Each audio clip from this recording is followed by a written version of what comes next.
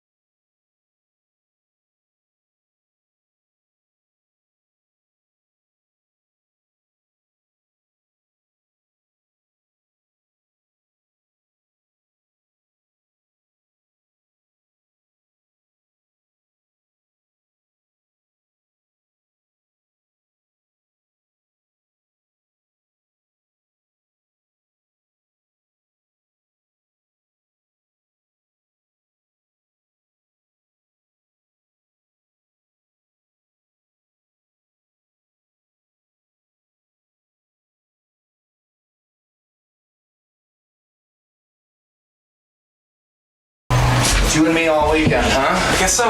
All right. It should be fun. And what have you been doing? Softball? Softball, play-by-play. I've been doing that for 3 years. Okay. All right. I've been doing this for 6 years. Yeah. So, usually I just go down and talk to the coaches real quick. Pronunciations. Yeah, that's Stuff like that. Mostly pronunciations. I know the Tampa guys, but You usually don't play-by-play, right? if you like, got a little laryngitis. So how about if I do 1, 2, 3? Would you do 4, 5, 6? And then I'll come back. I give you time to. That way, Tom usually gives us food and gives you time to go get some, gives me time to go get some. Sure.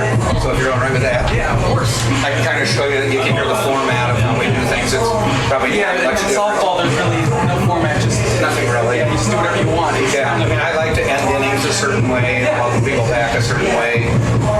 We have sponsors that we read. Hey, Gil. Hello, everybody. How's it going? Good. All right, good. So let me grab a pen.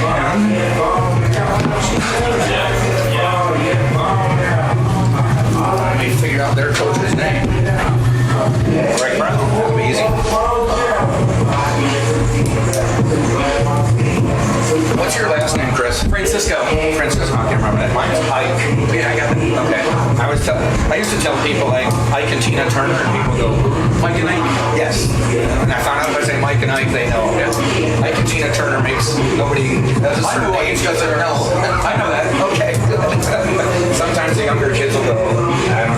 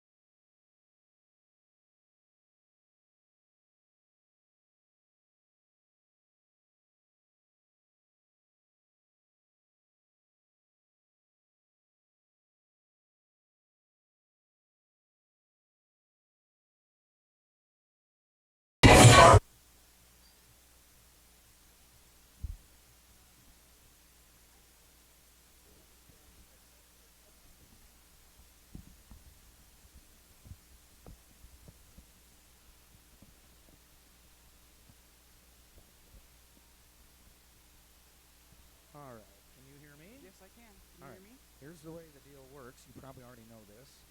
We can have these up anytime we want. Till we turn this up. So, we're on the air now. Okay. So if you ever need to talk to me and don't want anyone else to hear, Yeah. all I do is turn that down. Okay. And every so often I might just turn it down and say something to you and whatever. Or you want to say something to me. You know, sometimes I might not see something or picture in the bullpen or whatever you want to say, or why did you say that? Okay. Something like that. Yeah. But yeah, if you have to cough or something, just turn yours down. Okay. Or something like that. And I may have to cough a few times. All right. Well, this will be good. So you've been doing play-by-play for a few years, Yeah, 3 years now. and that's your aspiration? Yes, sir. Okay. Good. I've probably been doing play-by-play since before you were born. Maybe. 30 years? Yeah, definitely. All right, I got you beat. 1997 is my birthday. All right, I got you beat. You got you beat. Yeah, I was a sportscaster in Wisconsin for many years, and did University of Wisconsin hockey for quite a few years. That's cool. We got tired of the snow and we moved. Yeah. 6 years ago. That's why I'm here, tired of the snow. All right, where were you? Connecticut. Same thing. So you came here for school, or did you move here? Yeah, I came here for school, and then while I was here for school, my parents moved to Orlando. Oh, okay, so you sold them on the deal? Yeah. Yep. But you're still in school? Yeah, I'm still in school. Okay. I'm a senior. Senior? Okay. Yeah, we just said enough is enough and started looking, and this is a place we always liked at the Tampa area, and found jobs down here, so we moved. Yeah, I didn't know us school kids were allowed to sign up for baseball. I would have signed up for like all the games. Oh, okay. I know Connor signed up for some. Yeah. I mean, I like to work with students who want to learn stuff and give you guys chances. Oh, yeah. And I know they're all archived somewhere, so you can always grab them and save them as an audition reel somewhere. For soccer, I got to work with Dave who does the Lightning. Yes, yeah. That was just one of the best experiences. Yeah. I did soccer for about 4 years, maybe 5 years, and I just couldn't do it anymore. I mean, for one, it's my weakest sport. Yeah. I mean, there's so much downtime, and you're just filling time. To me, you can't describe every play because it's not worth it, especially if it's on TV. You know, there's video. Yeah. And the other problem I had was I also do basketball and I also do baseball. And basketball plays double headers. The women play followed by the men. Well, they used to do that in soccer. The men and women would have a double header day. And a couple years ago, they said the women didn't like it and said we want our own special day. We don't want to share it or something like that. So if the men played Rollins here, the women went to Rollins there, and vice versa. So what happened is every Wednesday, every Saturday, there was a game. Yeah. In the past, you'd get a weekend off every other weekend or something like that. And it's just, for 2 months, it was every Wednesday, every Saturday or something like that. I just said, that's just too much. Well, baseball's my sport. Okay, good. We've had Mets season tickets for over a decade. All right. Good. I'm a Cubs fan. Okay. We've had a World Series. I suffered for many years, but finally. My dad never got to see one. But it was something else. And if you want to hear a funny story, I laugh, maybe you won't, have you ever heard of a singer named Bonnie Raitt? I think so. My wife loves her. She was coming to the center in Clearwater. I can't remember what it's called. Ruth Eckerd Hall. It was in November, like the first week in November. So I bought her tickets so we'd go. And didn't think anything of a November concert. Well, it ends up being Game 7. Oh, wow. Against the That's amazing. And she's like, well, you don't have to go if you don't want to. I understand. I'm like, no, we love her. We'll go. And so I'm sitting there the whole time like this. That people are like, what's the score? What's the score? And even Bonnie Raitt's like, I appreciate everybody who came out. I know it's Game 7. That's amazing. And we got home in time to see the 9th inning and the rain delay and everything. So, Wow, so you saw it. I was recording it. But, yeah, that was... Oftentimes I record games and try not to hear the outcome and go back and watch them. But this one I had to follow as it was happening. I just wasn't going to avoid it. We're good friends with the conference of the Mets, Travis Darno. Oh, okay. So the year before you guys, when we went to the World Series, his mom and sister stayed at my house, and we got to go underneath after Game 3 to see all the players and everything. Nice. It was like unbelievable. Yeah. Really cool. Wow. typically put the mic down behind home plate. I don't know if they do that for softball. They used to. They haven't done it the last couple of years. Okay, that's probably it. I haven't turned it down.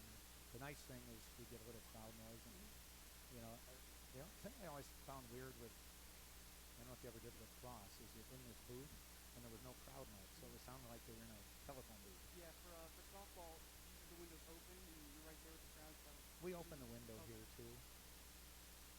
Until we started doing that last year, I used to hang this mic out of the window just to get a little crowd noise, but this is nice. Yeah.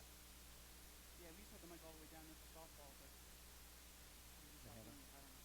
Okay. At softball, really, what they tell the broadcasters is, as long as you don't curse, you don't care. Okay. I just think crowd noise helps. It just adds some ambiance and depth to the definitely. broadcast. It's a big thing. Yeah. 'Cause, if there's nothing going on, it sounds like you forgot to talk. But if you can hear baseball sounds, Yeah, crowd, there's whatever. no need to talk. So I'm okay with that too. Yeah. I usually go on just before the national anthem, intro the game. I'll set you up with I'll say something about, I was thinking it's a game with one team needing to get back in the winning ways, one team that's winning right now. And if you want to jump in and say, yeah, Tampa's lost its opening series 2 out of 3, and Nova's won 3 straight, 5-1, something like that. And we'll just kind of take it from there. And then we eventually get into the lineups of Brent Rua program. I usually run through the lineups and give their hometowns and their year in school and their positions. Go through the batting order. Try to get Nova Southeastern in while they're batting, and then do Tampa just before they bat. And then as far as commercials, if you can read the commercials for me, just to save my voice. Just tell me when. I usually end each inning by saying you're watching right here on Tampa Spartans.tv. That's how I'll end it. And you can just say, we've got some sponsors. Hey, Tom, you want me to bring that mic down? Okay. I would just read one. Yeah, I'm not going to. You'll run out. And when you're done, you don't have to read anymore if you don't want to. Or you can redo them. You'll be done by the 4th or 5th inning, because we do them every half inning. Okay.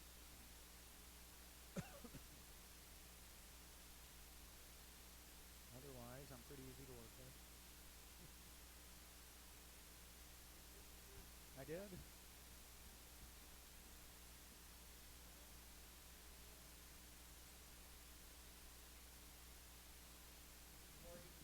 Yep, thank you. Oh, I hear you. Hey, Jack. Hey.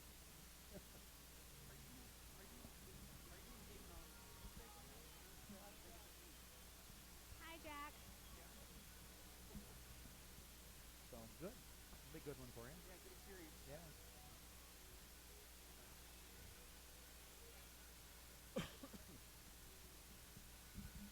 And then I don't know if the softball doesn't move the camera, do they? No. We don't move ours here. I usually give an explanation. I tell everybody the camera won't move. Okay. Because people might wonder why it's not moving. Yeah. So I usually explain it and say we'll do our best to make sure you know the corners. Yeah. Tampa's turning, are they turning right number 7 in the year? 7 is what they were promoting. Okay. But I usually go with whatever Tom says, and he says number 2. They were number 2 last year. I see 7 and I saw 7 and 16. I saw 7 on, yeah. I'll ask Tom what he wants us to say. On the, I think the NCAA website, I think it's 7. Yeah.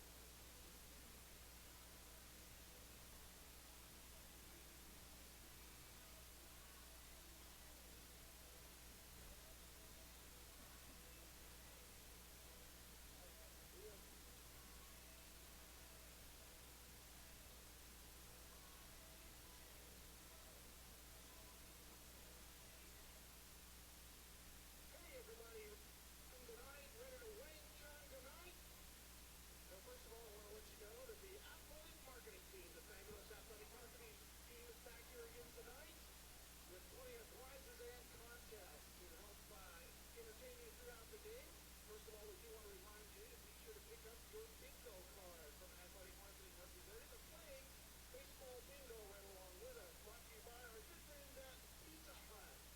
The first person to hit bingo tonight will win a gift card for a free pizza from Pizza Hut. So be sure to get one and play along.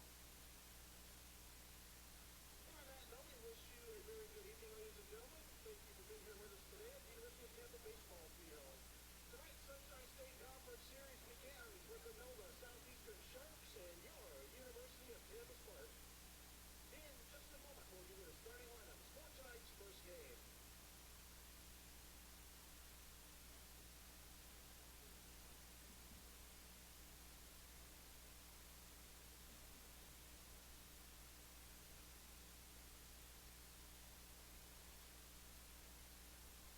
Now for today's lineup, beginning with the Sharks of Nova Southeastern. Batting leadoff and playing second base is number 39, David Irasari. Second base. Batting second is playing center field, number 14, Nathan Chevalier, center field.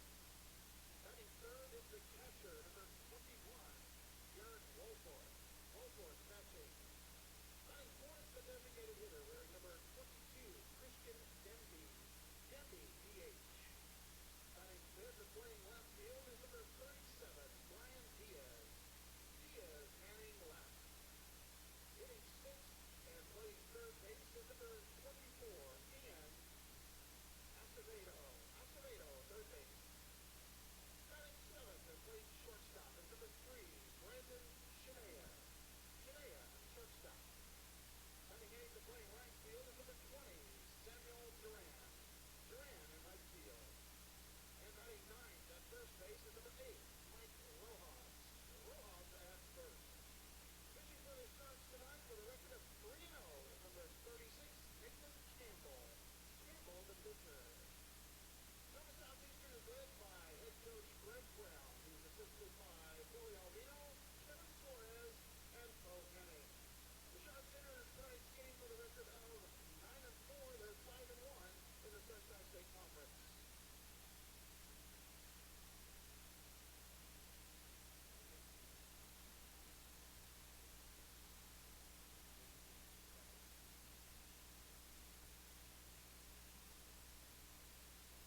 And now, the starting lineup for your University of Tampa Spartans.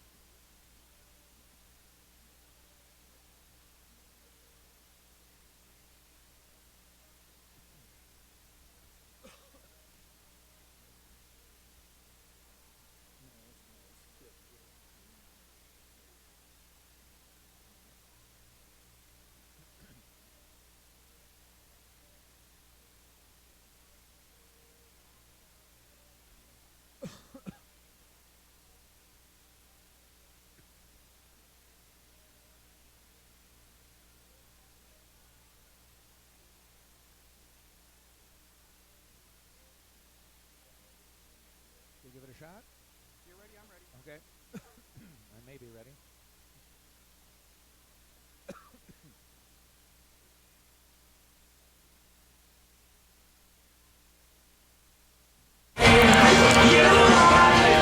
And welcome everybody to University of Tampa baseball from the UT baseball field.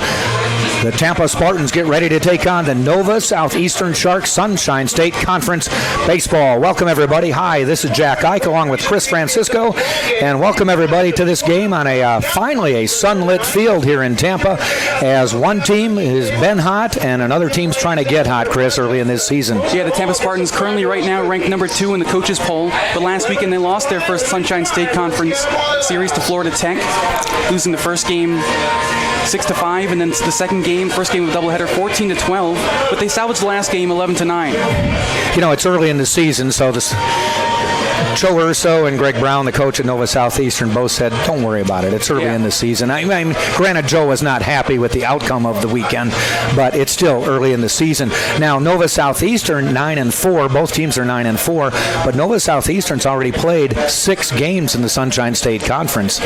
They are 5-1 atop the conference standings. Barry is at 4-2. Every other team in the league has played just one conference series at this point, and that has Eckerd St. Leo, Florida Tech at 2-1, with Tampa, Lynn, and Palm Beach Atlantic at 1-2, and then Rollins, Florida Southern, and Embry-Riddle at 0-3. I guess a surprise on that, not only with Tampa being 1-2, is Florida Southern being 0-3, a team that made the NCAA tournament last year from representing this conference. Yeah, well, Sharks coach Brown said schedules are challenging at the beginning of the season. We don't really know what we're going to get from these teams yet.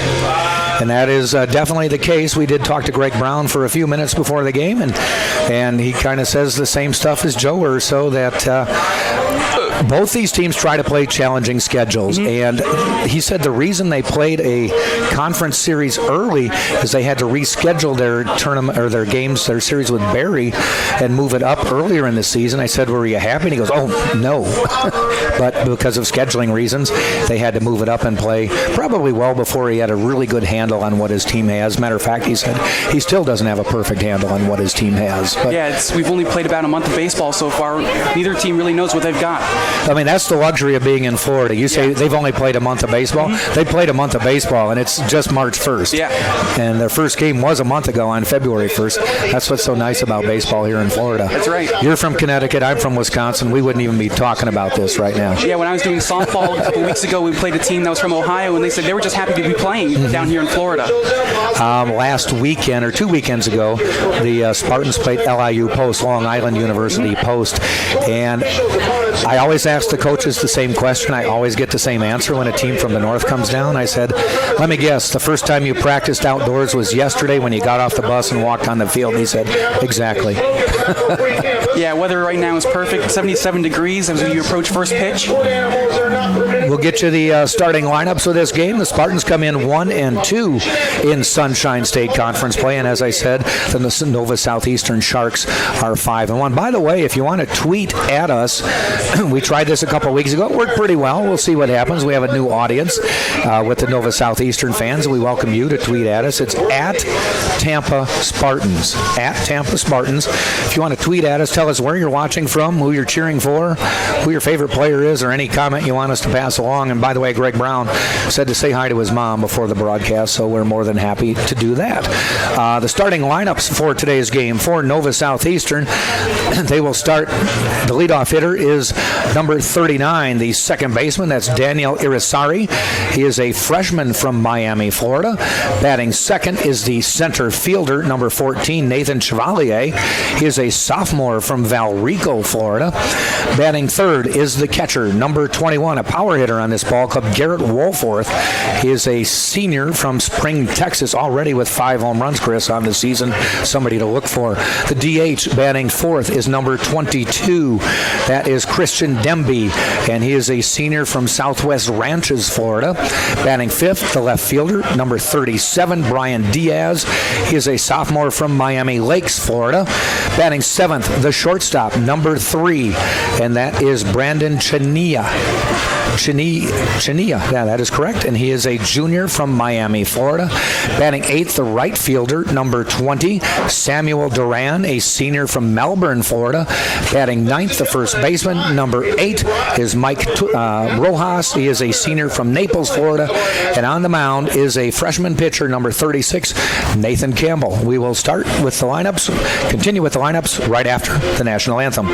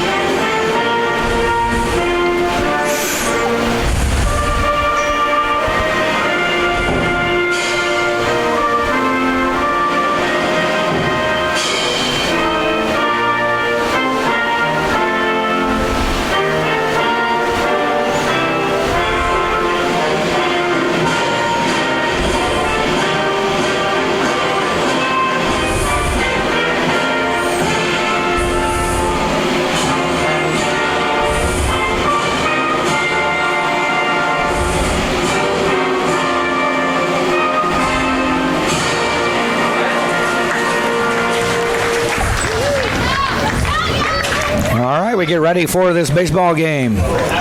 Beautiful day here in Tampa. What'd you say, 77 degrees? 77 degrees right now. Sun poked out just before the start of this game. It doesn't look like it's going to be too disruptive to the players on the field. Now, one thing, Chris, you'll find as you do games later in the season, once the time change, the left field and down the line there becomes a terrible sun field for a couple reasons. Once the time changes, so it's an hour earlier, but the sun moves its way north, and that becomes a field where you'll see the ball players have the ball hit to them and all of a sudden just put their hands above their head and duck. Okay. Should be a fun year. It's not going to happen tonight, but it will happen at some point in time during the season. Spartans will have their ace, Kevin Pimentel, on the mound for this game. And Pimentel comes in with a record of, let me find it here, 2-1. This is his fourth. He's appeared in 4 games this year, has an ERA of 1.88. and has given up just 5 earned runs, struck out 25, and walked 6. His battery mate for today will be number 44, Danny Servin. We'll set the field for you for the Spartans, and we'll give you the lineup for the Spartans when they come to bat. Spartans pitcher Pimentel last weekend, Friday night, 6 innings pitched, 2 earned runs, 8 strikeouts. Not a bad day. But didn't get the win. Did not get the win. Yeah. If I understand right, if I read it correctly, my memory serves me, I may misremember, as Roger Clemens once said. They were down. Didn't the Spartans have a 12-run inning and still came up short last week? Saturday? I believe the Saturday first game of doubleheader. Yeah.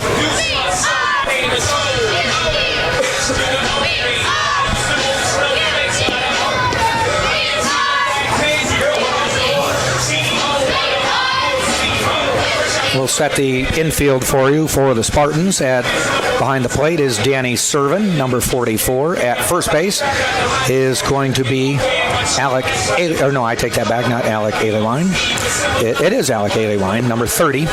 At second base will be Drew Earhart, the sophomore sensation. At shortstop will be Nick DeTringo. Third base is going to be number 33, Cole Perry. Outfield from left to right will be Yorvis Torrealba in left field. He was playing center field last weekend we played here. At center field will be Danny Blair, and at right field will be Sam Freitas.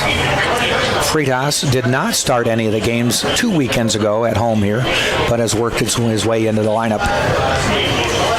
Has a limited amount of at-bats, just 12 official at-bats and 5 official games. Leading off will be Daniel Irisari. Comes in batting .265 on the season. Leading off the first inning for the Nova Southeastern Sharks is the second baseman, number 39, David Irisari. Irisari, a left-handed batter. Spartans play him straight away. Start this game fairly deep in the outfield. Does have 9 hits. 3 doubles, no home runs, no triples. First pitch called strike.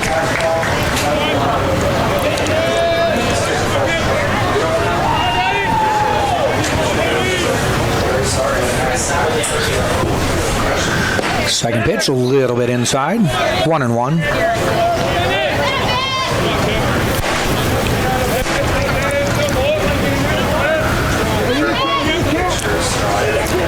Long look, and now Pimentel fires.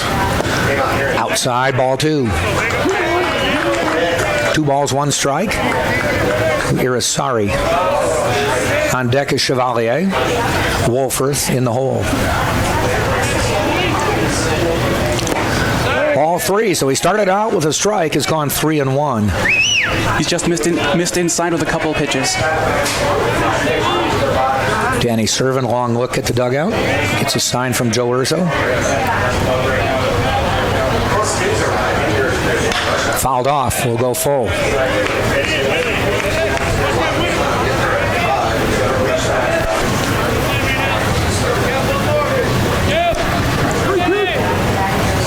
Payoff pitch coming up from Pimentel.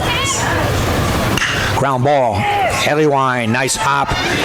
Beats Irisaris to the bag, and 1 up, 1 down.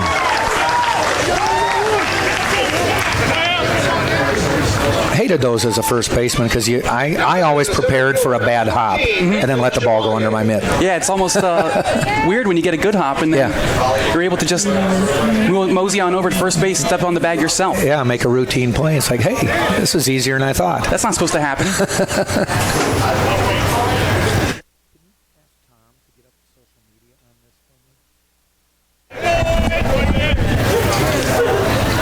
Chevalier to the plate. Right-handed batter. Center fielder. 271 hitter on the year.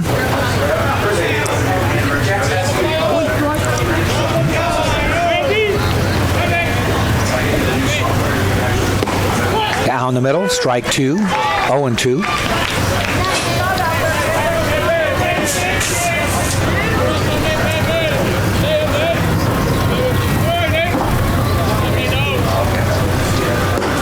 And the 0-2 pitch, just a little bit outside. He didn't bite.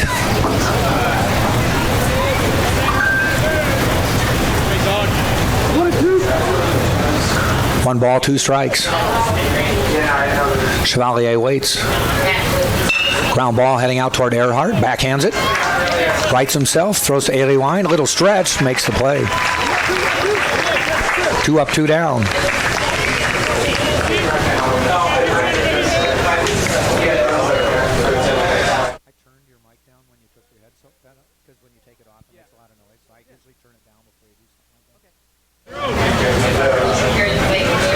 Bring up the number 3 hitter, Garrett Wolforth. Kid has some power.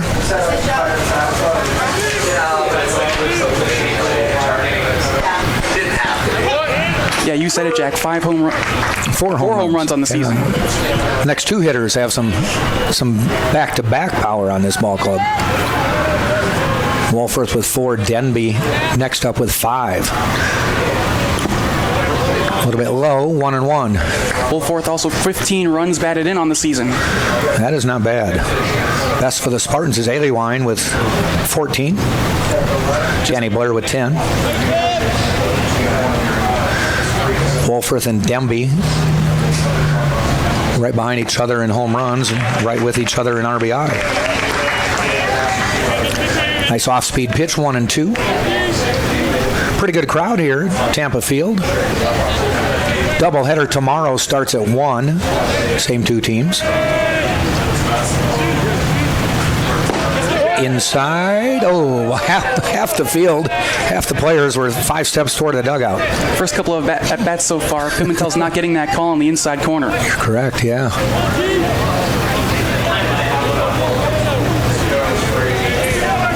Two balls, 2 strikes. Shot foul.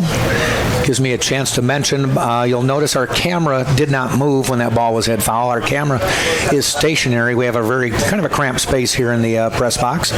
So what you see is what you get on the camera. We'll just do our best because you're going to lose any ball going into the corners.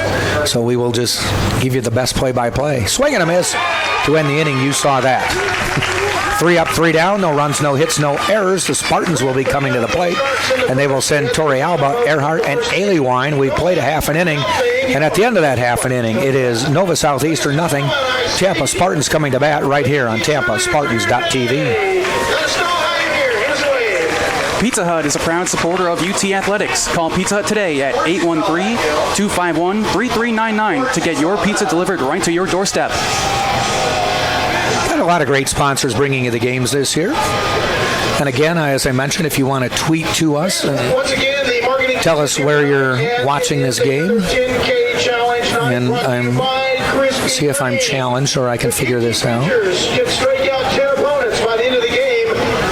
Nobody's tweeted to it, Chris. I'm offended. No one's tweeted at us yet. Be sure to cheer on our Spartans and watch the Spartan dugout to keep track. Anybody who's been a longtime fan of the Spartans baseball probably heard me over the years. I don't know if my voice sounds different, but I'm getting over laryngitis, and I feel it's gravelly.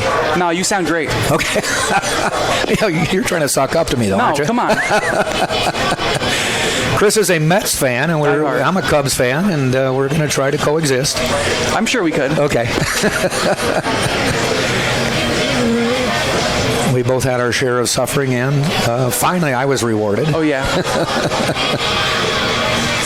You were not around in life, but I suffered through the Cubs' failure in '69. Mm-hmm. The Mets, the Miracle Mets, the Amazing Mets. Yeah, 50th anniversary of those Amazing Mets. Yeah. It was something else. I was so mad. Yeah. I was a youngster in high school. Like, are you kidding? You're doing this to me, Cubs? And, I mean, first off, the Mets got really hot, but the Cubs got really bad. Yeah. You know, if the Cubs would have played .500 baseball, they might have won because they had such a big lead. Ever since that Black Cat game at Shea Stadium, they really just ran fell apart. In front of Ron Santo. Yeah. I'm forgiving you because you weren't around then. Yeah, well, maybe it'll make you feel better. I follow 5 professional sports teams. Yeah. I'm 21 years old. None of them have won. Nothing yet, huh? Not one. A friend of mine's a big St. Louis Cardinal fan. His son's I think he's a junior in high school. And he was so bummed when the Cardinals got knocked out of the playoffs or lost the World Series a couple of years ago. And I said, Mark, your son is 16 years old, and he's already seen like 3 world championships, and I have not seen one. So tell him to quit whining. Oh, yeah, definitely. I mean, come on. I'm from Connecticut. I have to deal with all these Yankee fans all the time. Yeah. It's just... So are you a Pats fan? No, I'm a Jets fan. Okay. I'm from the part of Connecticut closer to New York. Okay. Leading off, Torrey Alba has ascended to the top spot in the order for the Spartans. Yeah, his on-base percentage is .500. Nice. .380 batting average, .500 on base. Left field today. Ticks that one foul.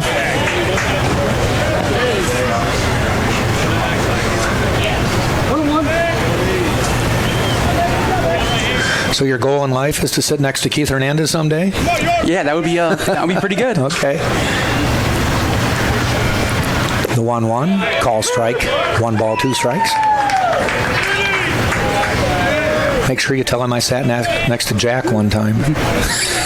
I will definitely do that. You know, if there's a point in my career where I get to sit next to Keith Hernandez in the booth, I'd say I made it pretty quickly up there. Yeah, because he's not a spring chicken. I hit out into center field, backing up for it, but making the catch is Chevalier.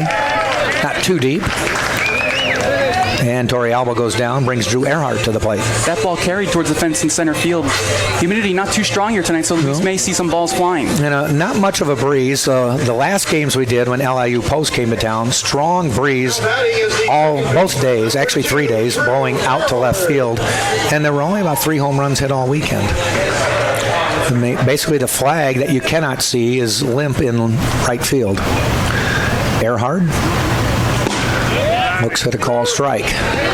Playing in at third, deep in left, but kind of shallow in right. Kind of work the way around the outfield, they get shallower and shallower. Check swing, and what'd they call? They called it a strike. Looked like he went around.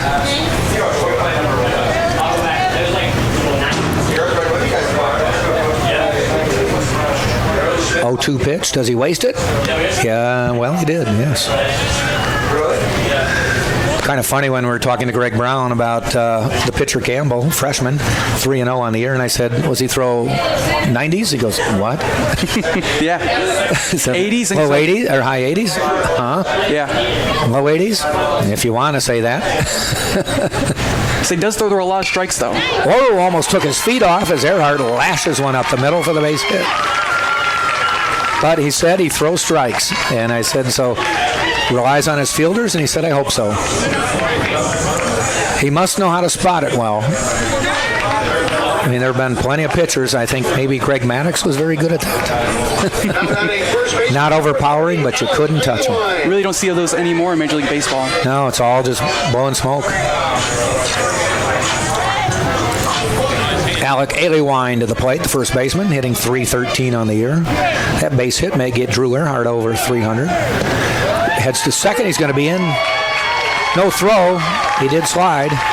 Joe Urso gets the speed going immediately.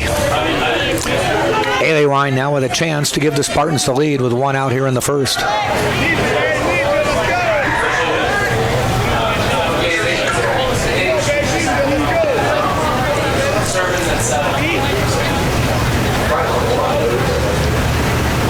All outside. You know, driving over here today, it looked a little dark, and you can see off in the distance it was, and I'm like, uh-oh. I know they're not forecasting anything, and no I'm pretty rain sure in the it's staying away. forecast Just a little cloudy. Sun poked out just before game time. Just a nice Florida day. That's why we're here.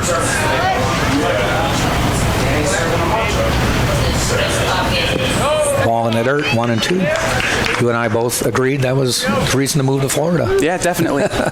No more snow. Yeah. Have not shoveled since I moved.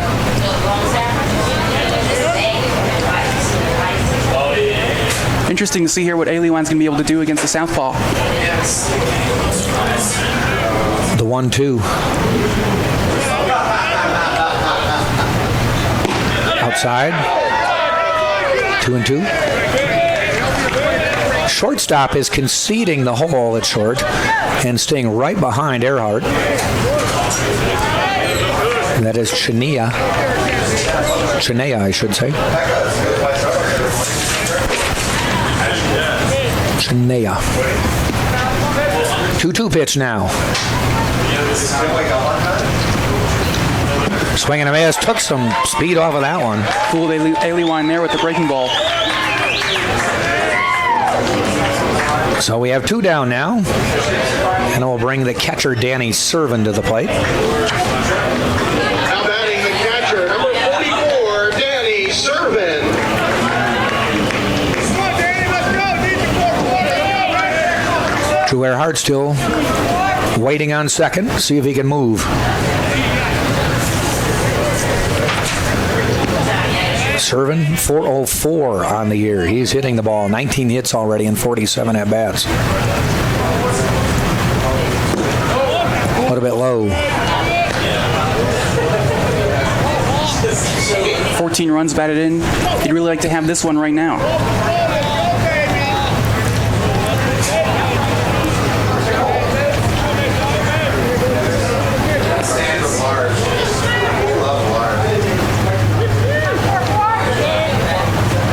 Ground ball, and there's the vacated hole. That should get Earhart in. Rounds third, and will score standing up. Spartans lead 1-0.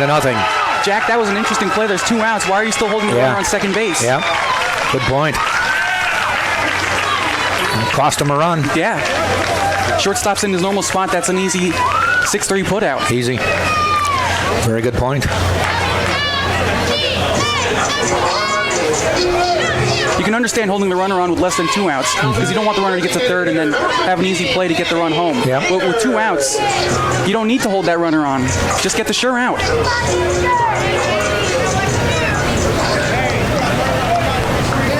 So the Spartans take the lead 1-0. 2 hits in the inning. And And to the plate is Danny Maynard. I tell you, Servin and Maynard are interchangeable. One will catch, one will DH. Next day, one's DHing, the other's catching. But they're both in the lineup. Maynard, another 300 hitter in this Spartans lineup. Spartans, I believe, are hitting .311 on the season. I can check that. I've got it somewhere. Ground ball heading out to short. This time they toss it over and get the force to end the inning. But the Spartans, thanks to kind of a miscue on Nova Southeastern's part, push a run across here in the bottom of the first. Spartans with 1 run, 2 hits, leave 1 runner, and at the end of 1 full inning, it is Tampa 1, Nova Southeastern nothing. It will be Demby Diaz Acevedo to the plate for Nova Southeastern in the second, right here on TampaSpartans.tv. Thirsty? Grab a Pepsi. Pepsi has been bringing fun and refreshments to consumers for over 100 years.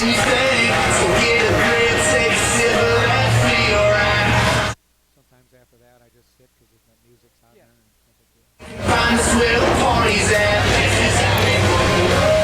Hey fans, Friday nights are special at the UD baseball field because the concession stand has some of their best sandwiches going on Friday nights.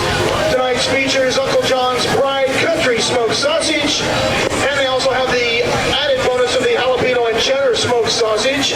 So be sure to have dinner here at the ballpark. Visit the concession stand for sausages, hot dogs, hamburgers, chips, Pepsi products, all that great ballpark food. Chris, I'm sure you heard that, and I'm sure people are now leaving their houses. That's right. Getting in their cars, driving over to the field, because this is a great day to be at the ballpark.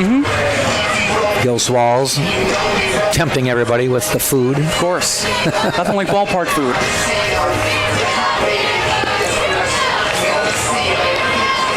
Even though I lived in Wisconsin most of my life, I grew up a Cubs fan. Liked the Brewers, never worried about them until they moved to the National League Central, and I had a little conflict last year, but remained true to the Cubs. But once the Cubs were out, I would have gladly seen the Brewers go as far as they could, and they made it to the championship series. Our local Rays down here won 90 games last year, but still missed the playoffs. You know, and the problem is they were never in the race. Yeah. I was just, trying to keep up with Boston and the Yankees. Demby at the plate, 5 home runs on the year. He's a .310 hitter. Oh, I take that back. I'm reading the wrong line. He's a .381 hitter. I didn't want to shortchange him there. Hits for average, hits for power. 5 home runs, 14 ribbies already. Kevin Pimentel with a spotless first.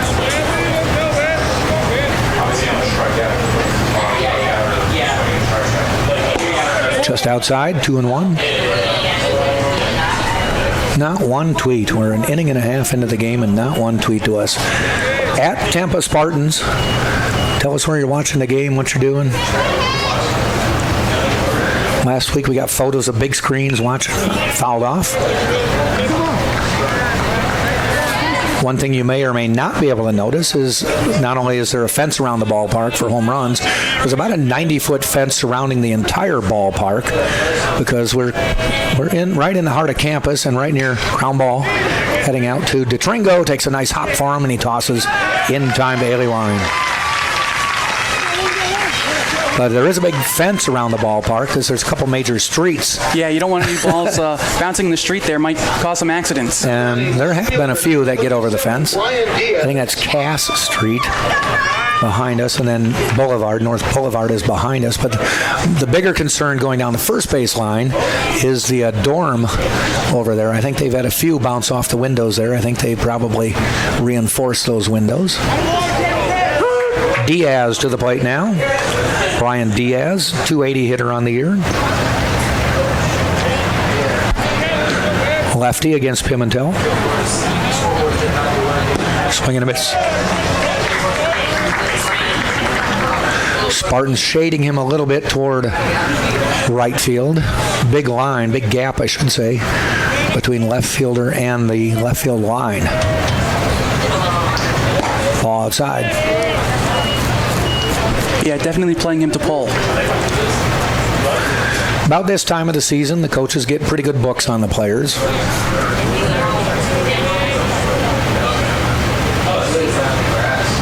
Ground ball. Aliwine backhands it. Can he win the race? Oh, he tosses to Pimentel. Nice heads-up play by Kevin to get off the bag and cover, and they get Diaz on a 3-1 putout.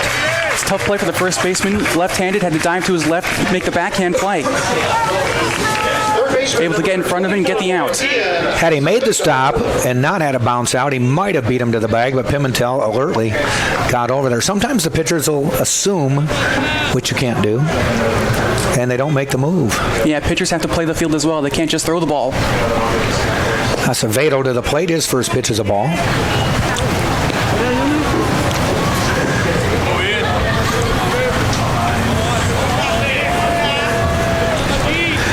Acevedo coming in with a 256 average on the year, and he's ahead 2-0.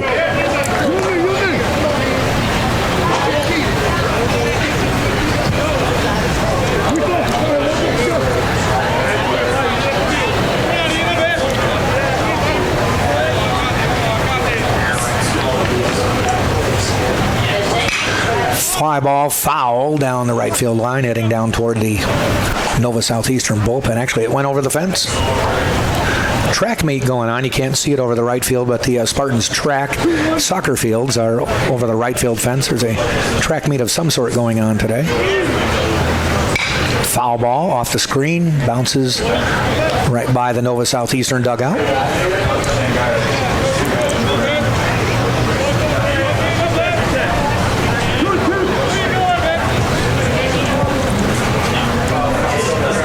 2-2 pitch in the dirt.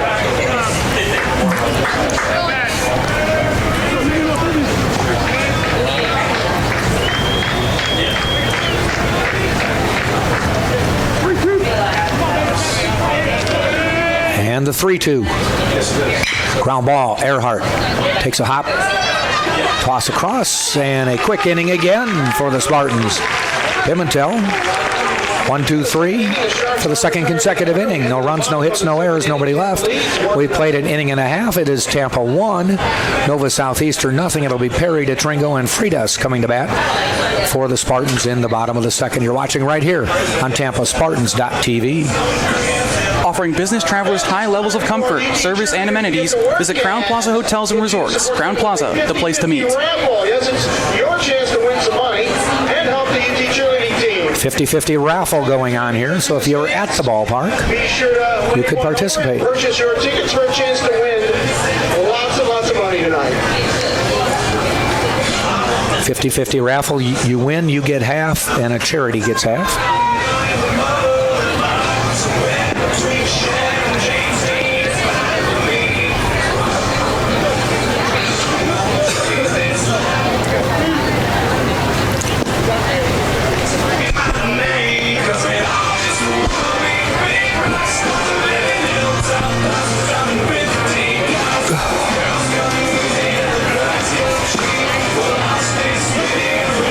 You said you tried getting people to tweet at the softball game and had zero? Yeah, we had a doubleheader last week and no one tweeted. Man, I'm bummed.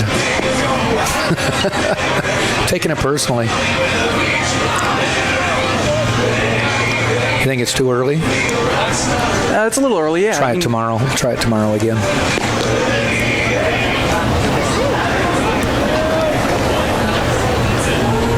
Leading off the second inning for your Tampa Spartans is the third baseman, number 33, Cole Perry. Cole Perry to lead off for Tampa.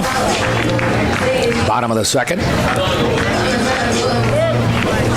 667 batting average. Yeah, he hasn't had a lot of at-bats. Yeah, limited book on him. 8 hits, 12 at-bats.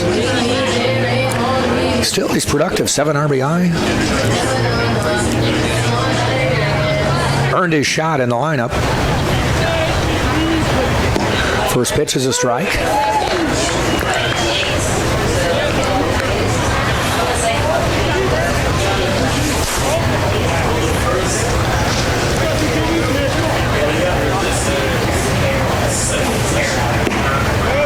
That's a ball outside, 1-1. Perry is a senior from Jacksonville, Florida. Second year with the Spartans, played at St. John's River State College prior. Off-speed pitch, fouls it back.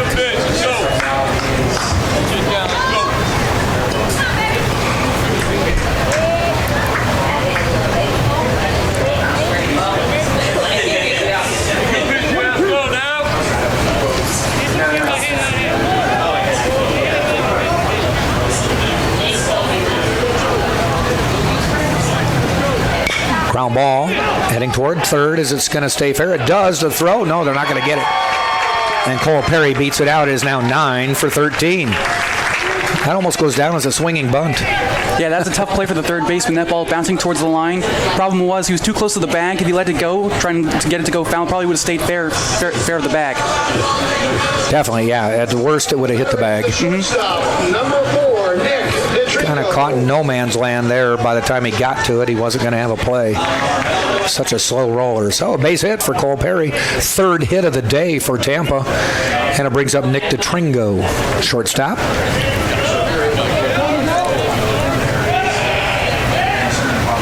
He calls time first. DeTrinco, a senior out of Ruskin, Florida, went to St. Petersburg College, played his high school ball at Tampa Prep.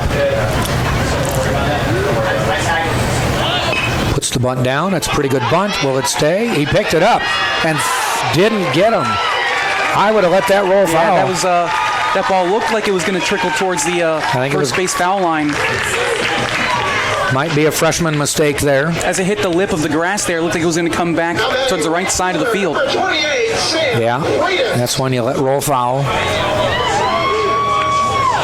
At the worst, you're in this position. Yeah. At least he had a chance there to still be in the at-bat instead of now having first and second and nobody out.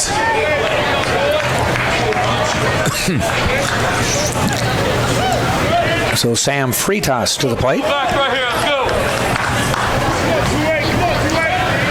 Sam is a junior from Lawrenceville, Georgia. Played at Florida Southeastern College. Has a chance to bring in a run. He's going to put a bunt down. Pulls it back inside. Danced away from it. Spartans first and second now. They scored a run in the first inning, but we really haven't seen too much solid contact from them so far. Not yet. That's pretty typical of Joe Urso, though. When he gets a man on, he stole in the first inning with Drew Earhart going on the first pitch, but he likes to bunt him over if the leadoff hitter does get on, and that's what he did, and didn't have to sacrifice him.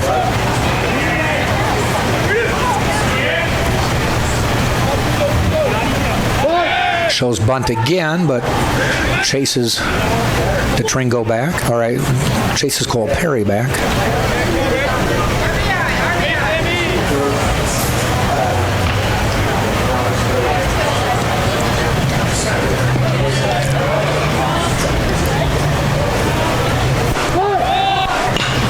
Ground ball right to the pitcher. He's going to get the force at third. They're going to try to go across. They do, not in time. So they got the lead runner. So in essence, a sacrifice. Well, technically no, because the runners didn't move up. Yeah, just a little too hard bunt there, right back to the pitcher. Danny Blair. That's an easy throw for a left-handed pitcher to third base. Doesn't have to turn his body at all. Already facing, yep. So one out and same predicament. Runners at first and second. Bottom of the order, Danny Blair to the plate. Blair from Bel Air, Maryland, and South Carolina transfer in this year.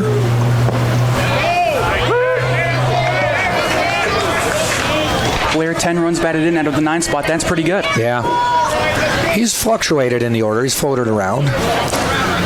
But 7 hits, 29 at-bats. So he's productive when he makes contact.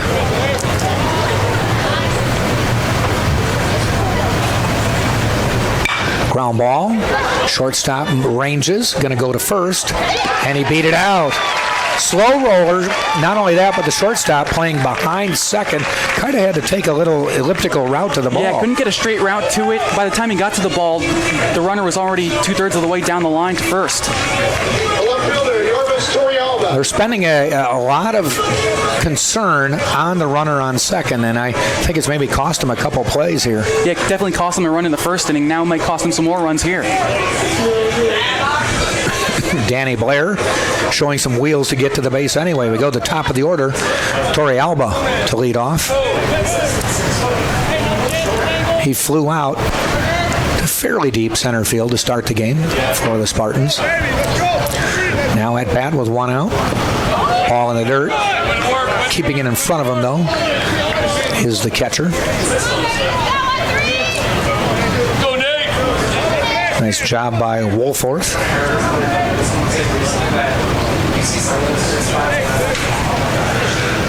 Torrey Alba does have a home run. He hit it against LIU Post a couple weeks ago. In the stretch is Campbell. In the dirt with ball 2.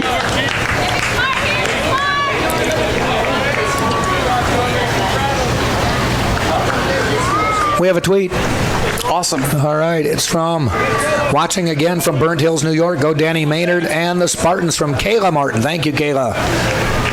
Yay. We have no prize for you, though. Some recognition for us.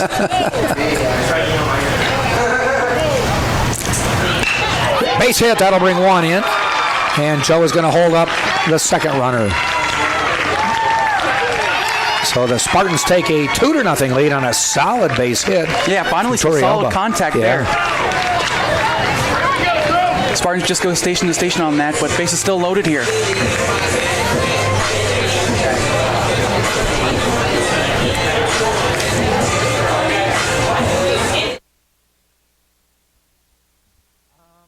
Track down one of the cheerleaders. I'm not sure. There is no other thing.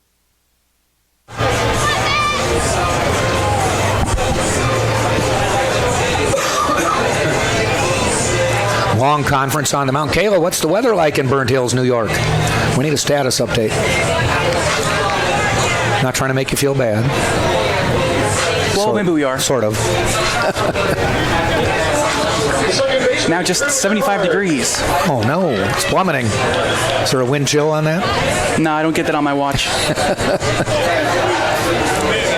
Last week in softball, the afternoon day game doubleheader, we had no air conditioning in the booth. It was about 90 degrees last week. Wow. Drew Earhart to the plate. Bases loaded still with one out, and he calls timeout. Spartans with a run across this inning. Earhart singled back in the first. He's already batting here in the second. Spartans has something going here.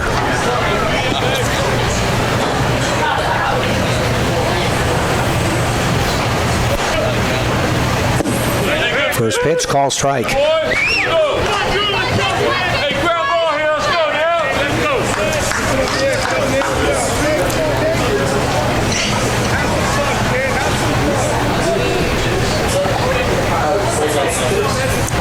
Umpires for today's game. Behind the plate is DJ Brainer. First base, second base, and third base, Jason Worley. A couple veteran umpires we've had here. It's a tough pitch there on the inside corner at the knees. 0-2 now. See if he gives him a pitch to think about. So far, when he's wasted 0-2s, he's gone way outside.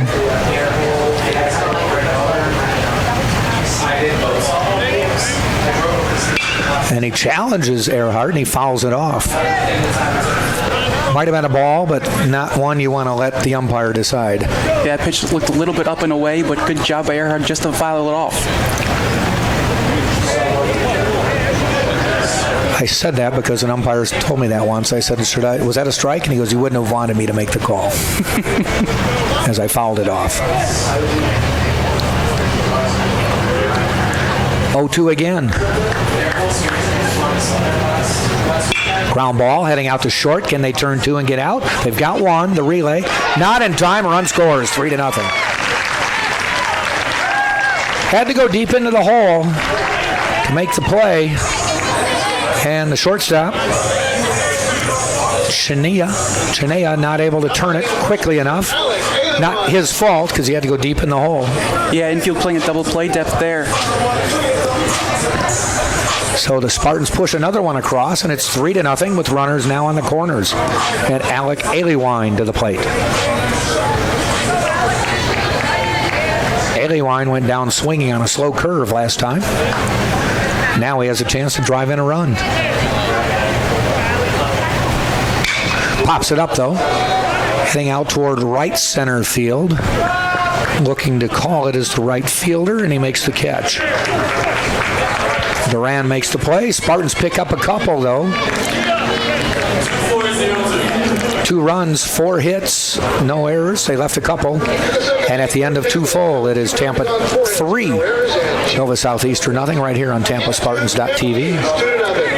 Courtyard by Marriott, located at 3805 West Cypress, Tampa, is the official host hotel of the Spartans. When you visit, be sure to ask for the UT rate for huge savings.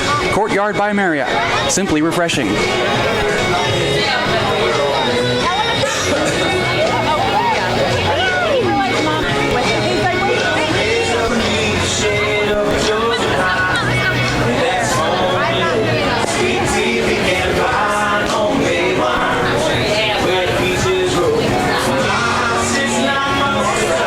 Kayla Martin checking back as our chief meteorologist. It's a balmy 30. Another snowstorm expected on Sunday. Oh, no. But it's still March.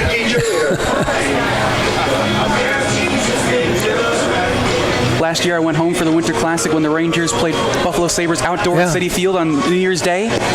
Face off, it was about 5 degrees. I did a Wisconsin Badger hockey game. They did a Winter Classic at Camp Randall, and it was about 0. And they insisted on having the windows in our booth open. Mm-hmm. It's one thing for it to be that temperature and you're moving around doing stuff, but you're just sitting there watching a game. It's just the worst. Yes. They got about 50,000. I don't know if they thought they'd set a record. I think Michigan had already set a college record with about 80,000. But it's an experience. Yeah, definitely. I watched that game last week. Philly and Boston, Pittsburgh. What I actually only caught like the last 5 minutes, which is all I had to watch. That was the best part of the game. Yeah. But was it snowing or raining or yes? It was raining. It was both. It was pretty cold, I think, but don't think it snowed. Messy, wasn't it? Yeah. Which had to make the ice just terrible. Yeah. And these players, how often do you play hockey in rain? Not since you were a kid. Yeah.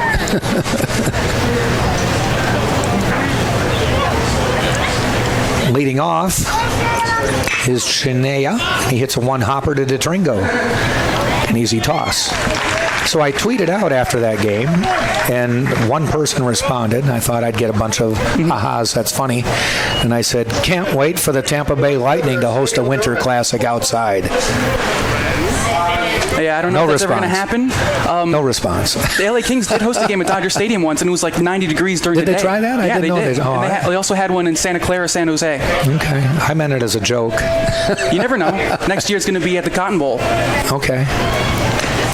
Foul ball. This is Duran at the plate. He is the number 8 hitter, Samuel Duran, 275 hitter on the season. I thought it'd be perfect to have a hockey rink with some palm trees in the background. Definitely. I think in Dodger Stadium they had a beach out there somewhere. Foul ball down the right field line into the bullpen. Both the bullpens are down the respective lines, kind of like the Cubs used to have at Wrigley Field. The Rays may still have that.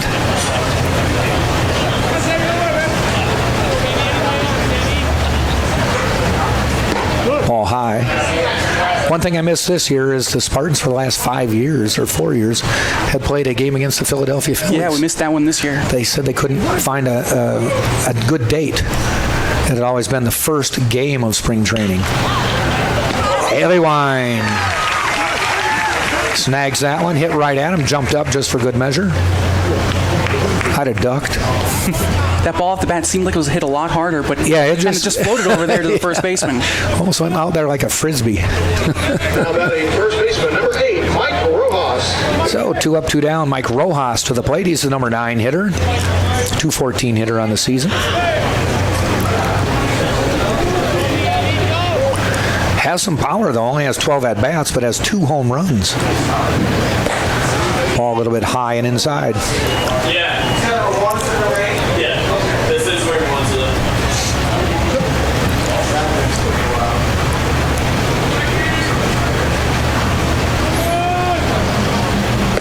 Swing and a miss. Hey, make sure it's something you want. Let's go.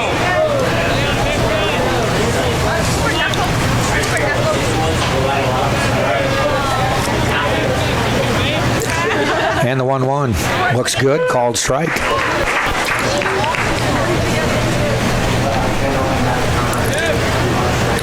Pimentel ahead. 1 ball, 2 strikes with 2 outs. Top of the third. And the pitch. Swing and a miss. The inning's over. Pimentel's gone 3 up, 3 down in 3 straight innings. And we played 2.5, and the Spartans hold on to a 3-0 lead as they will send up Servin, Maynard, and Cole Perry in the bottom of the third. You're watching right here on Tampa, Spartans.tv. At Jimmy John's, they're freaks about fresh bread, meats, and veggies, because that means better sandwiches for all. Freaky fresh, freaky fast, Jimmy John's, freak yeah. Today's winner trivia question is a tough one. Name all 7 years that UT Baseball won a national championship. Name all 7 years. Don't start shouting them out. You must tweet them. Are you ready after this third then? Oh, you want me? No, after this third? Okay. So I'm going to go get some food on. Yeah, I'm ready. Not only want to rest my voice, but I'm really, really hungry. Yeah, at softball, they only ever give us food if it's a doubleheader. Really? Yeah.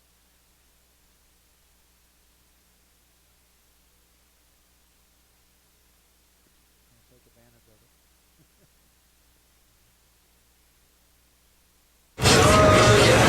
it. To the bottom of the third we go. Tampa on top, 3-0. Jack Ike, Chris Francisco with the play-by-play. Color commentary. Spartans, you mentioned it a couple times, have not really hit the screws off the ball, but have been able to hit it where they ain't. Yeah, that's really been a great story because the shortstop has been playing behind second base pretty much all night long. That led to a run in the first inning for the Spartans. And then kind of helped Spartans get a base runner in the second inning. A little circuitous route to fielding a ground ball. Yeah, and that last inning, Spartans had a few infield hits that led to 2 runs. It'll be Danny Servin at the plate. He has a base hit and an RBI in his first at-bat. Drove in the run in the first inning, fouls this one off. Come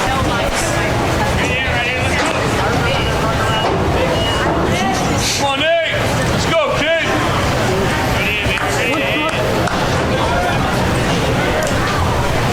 Campbell fires. Servin holds back.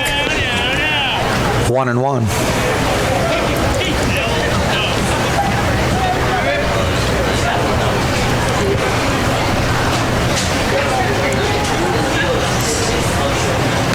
Off-speed pitch, foul back.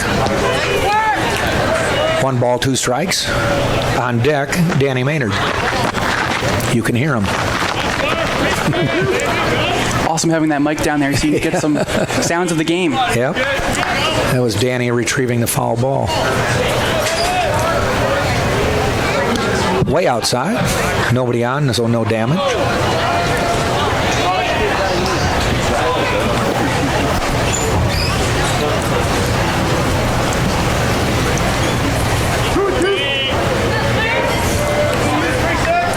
Two balls, 2 strikes. A little bit inside. And we got a tweet from Sean Nestor. It's a great day to be a Phillies fan. Come on, 13 years, 30 million, or 130, no wait, 300. Jeez, what are they doing?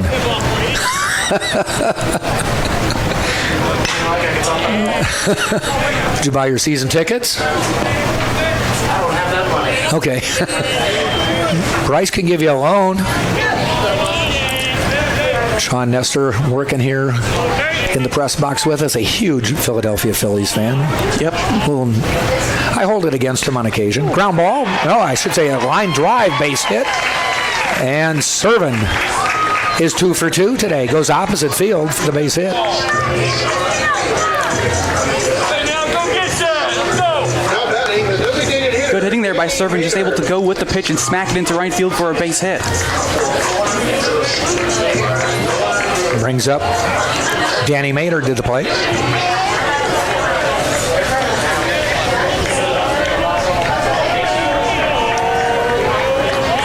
Nightfall now in Tampa. Serving with the lead.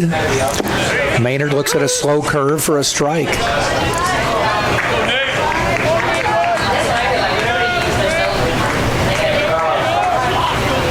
Interestingly, Joe Urso chose not to move him. He's going to let Maynard swing the bat. And there's a reason he does it. Hitting out into left field, bounces in for a hit. Runners will stay at first and second. Probably just said, I'm not taking the bat out of Danny Maynard's hands. He's a good, solid power hitter. And there's another play there with a giant hole on the left side of the infield. Didn't need the hole anyway, but still. It was there at shortstop again? Mm-hmm. But there was nobody on second. Huh. Were they just overplaying that far? I don't know. Huh. So they play straight away for Cole Perry, who singled his first time up.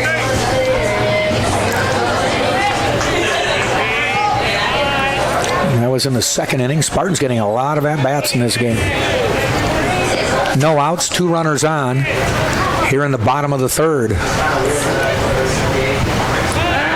Already 8 hits for the Spartans in just 2+ innings. Yeah.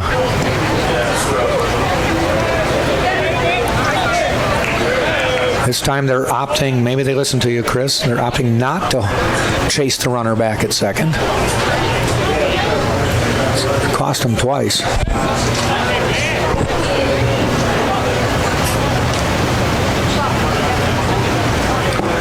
A little bit inside and low.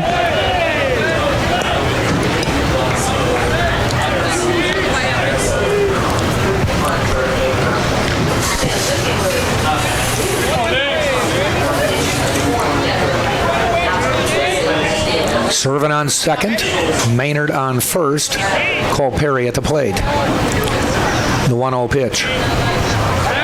They chase him back again.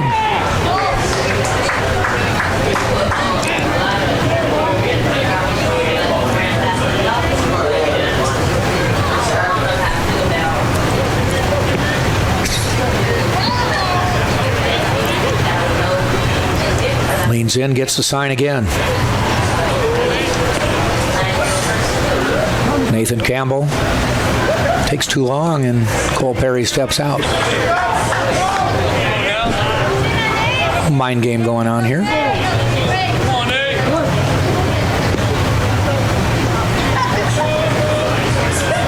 The pitch. Call strike. Good. Thanks, you kid.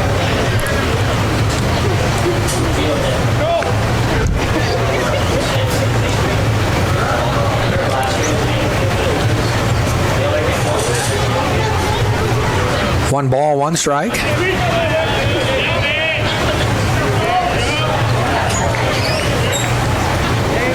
Ground ball out to second. Takes a nice hop to get the force at second. The relay in time, double play. 2 outs, but the runner moves to third. Taylor made double play there. Nice play by the second baseman to spin around, get that ball quickly to the shortstop covering second base, and fire it back to first. The shortstop, Nick Detringo. So Nick Detringo will come to the plate, and he will try to get Danny Servin to the plate.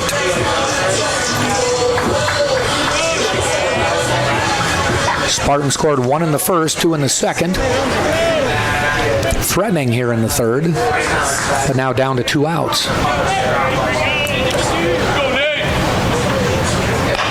Ground ball heading out to short. Should end the inning. It does. So the Spartans get the first 2 runners on, but then a double play and a ground out end the inning for Tampa. So Tampa with 2 runs in the inning, or 2 hits in the inning, but no runs, and they leave a base runner. So we played 3 full. It is Tampa 3, Nova Southeastern nothing right here on TampaSpartans.tv. Walter's Press Box on Southdale Maybury is Tampa's original sports emporium and eatery, serving for over 20 years. The Press Box is Tampa's favorite place to watch the big game. The Press Box, located at 222 Southdale Maybury. I've been there. Good place to watch a game. Sounds like it. Yeah. Watched a couple Wisconsin Badger games there.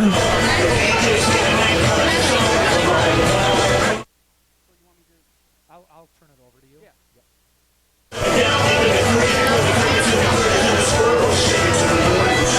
So coming to bat will be the top of the order, Irisari, Chevalier, and Wolforth.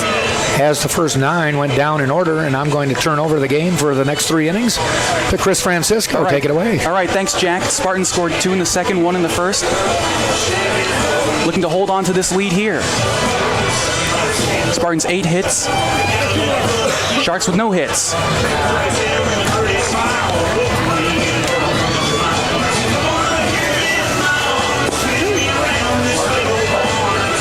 Spartans pitcher Kevin Pimentel came into tonight, 24 innings pitched, with a 1.88 earned run average. It's already gone down tonight.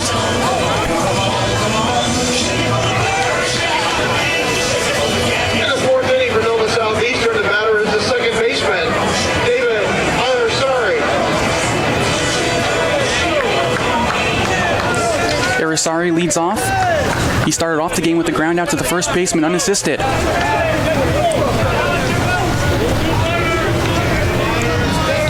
And now the first pitch to the lefty.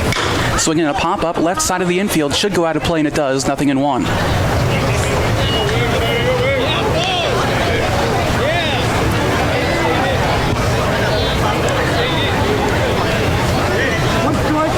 Pimentel so far tonight, 3 innings pitched, 2 strikeouts, and no hits.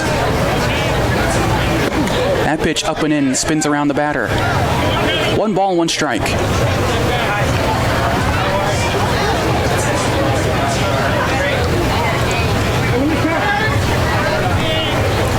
Out of the windup, here comes the 1-1 pitch. Outside, ball 2.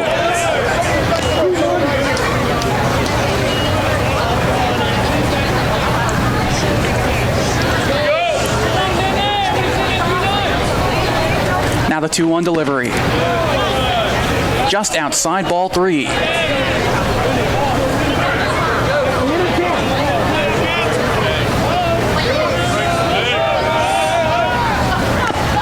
Swinging a foul back. And that runs the count full.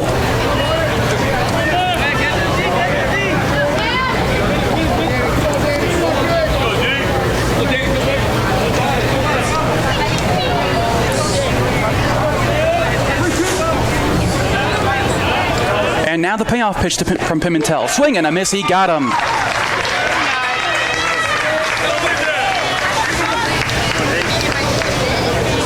Irisari was late on that pitch, couldn't catch up to it. And that's the first out of the 4th. The center fielder, Nathan Chevalier.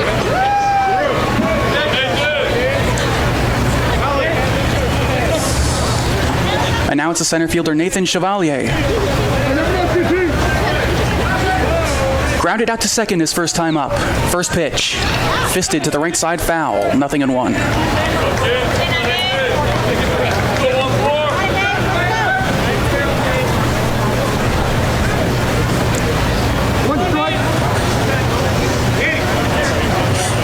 Now the 0-1 pitch. Fly down the right field line, right fielder going for it. Foul territory, it's off the screen. No balls and 2 strikes.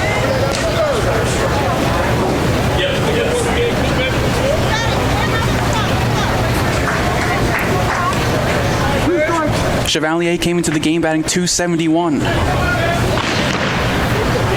Now the 0-2 delivery. Swing and a miss, he got him. That's 2 strikeouts in the inning for Pimentel, and there are 2 down in the 4th. Now batting the catcher, Garrett Wolford. Pimentel back-to-back at-bats, going to the high pitch to get the batter swinging and missing. Now the third place hitter, Garrett Wolforth. First pitch. Painsley inside corner, 0-1.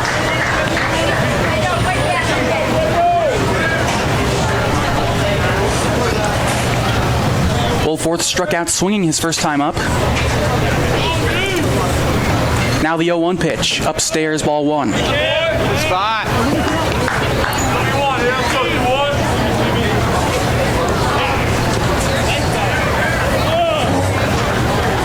Bases empty, 2 men down, top of the 4th. Now the 1-1 delivery. Taken inside, ball 2.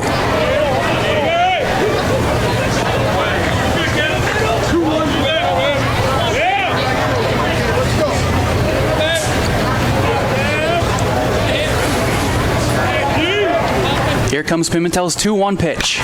That ball's popped up back towards this way. 2 balls and 2 strikes.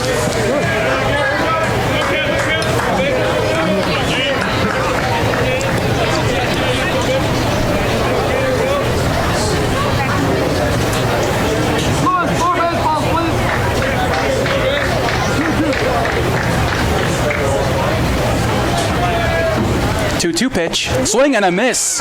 Pimentel strikes out the side. No runs, no hits, no errors, none left on base. You're watching Tampa Spartans baseball on TampaSpartans.tv. Pimentel strikes out the side. Go to the bottom of the 4th. Tampa leads 3-0. The official chariot of the Spartans is Mart's first-class coach. If you need to charter a bus, go online to www.martsfirst.com. Everybody heads up. It's T-shirt time.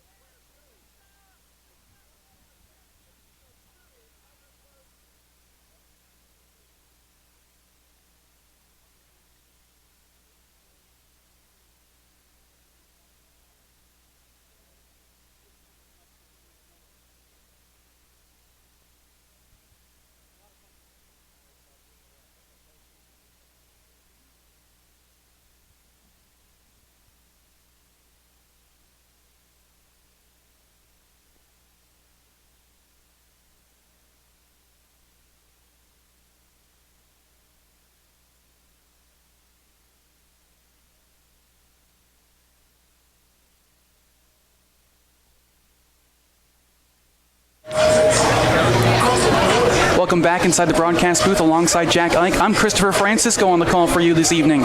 Spartans scored 2 runs in the second, 1 run in the third to lead this game 3-1.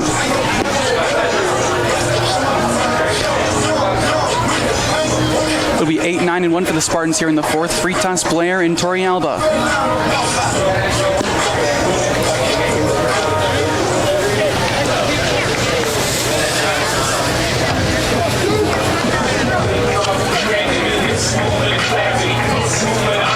Leading off the 4th inning for Tampa is the right fielder, Sam Freitas.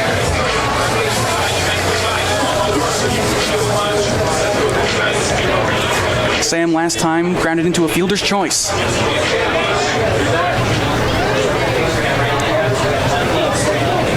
The lefty Campbell is ready. Here comes the first pitch. Up and away for a ball, 1-0. This don't start, huh? You say, babe? We better kid. What you saying now, babe?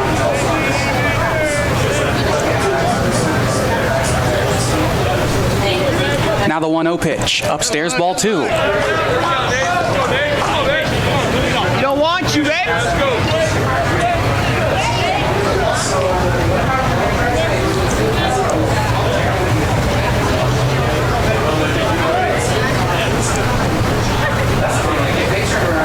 Now the 2-0 pitch.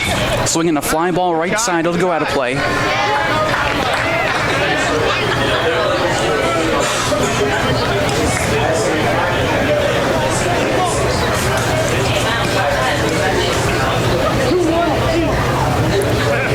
Count now 2 balls and 1 strike. Here it comes. Swinging a fly ball to right field. Right fielder falling for it. Towards the gap. He's got it right there in front of the warning track. And that's the first out. Batter is the center fielder, Danny Blair.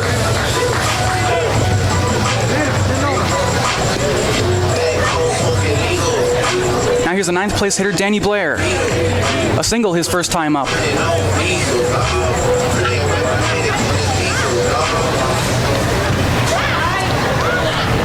Lefty Lefty. First pitch. A good one is there at the knees. 0-1.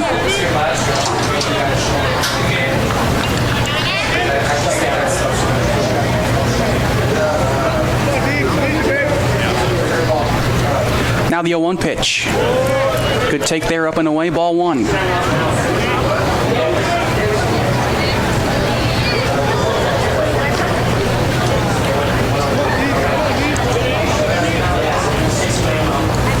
Here comes the 1-1 pitch.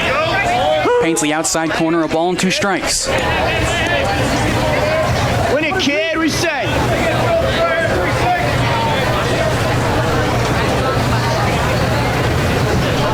We don't do them. Somebody open it. Good luck. We go Niner, reset, babe. The count 2 balls and 2 strikes.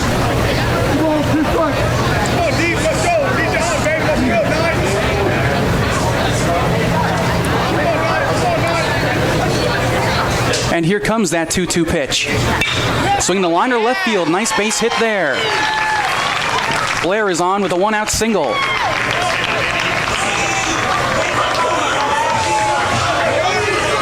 Pitch was on the outer half and just went with it to left field. The lineup switches back to the top. Here is Yorvis Torrealba.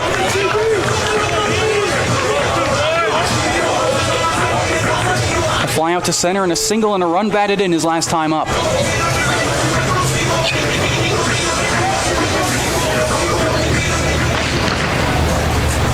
We go 1-3. Middle of the infield at double play depth.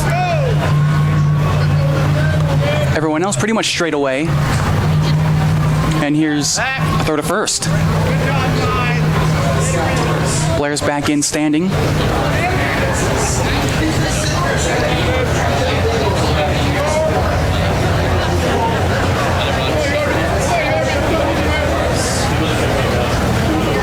First pitch to Torrealba. Looked like they wanted a pitch out there. Instead, it's upstairs for a ball. That one almost came back into the strike zone.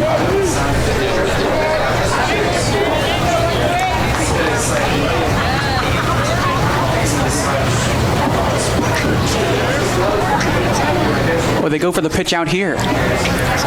Checks the runner at first. Checks again. Now the 1-0. Good luck. Sits up high, 2-0. Doesn't want you, huh? You said 1-3. Interesting, the lefty hasn't really tried to use any sort of move to throw the ball to first base at all tonight. He's had a few runners on. Just the one throw over. Now the 2-0 to Torrealba. Fouled right back. He was on that pitch, just missed it, perhaps a little bit high.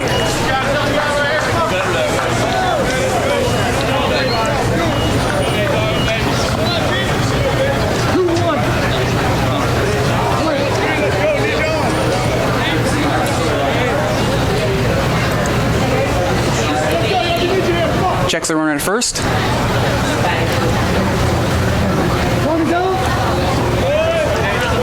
And Torrealba calls time. Grab ball here, Nick. Let's go, kid. Skirt. Who won?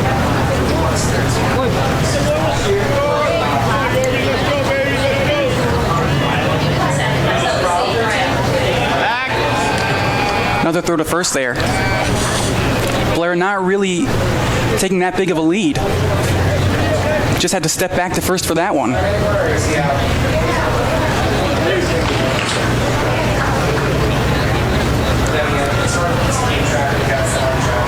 From the stretch, the 2-1 pitch. Inside, did it hit him? It did. Good on ya. And now the Spartans have first and second with only one out. Breaking ball in there just broke a little too much towards the hitter.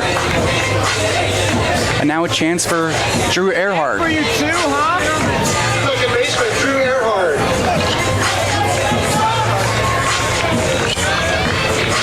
Earhart a single in the first. Scored the first Spartans run. Drove in a run with a fielder's choice his last time up in the second.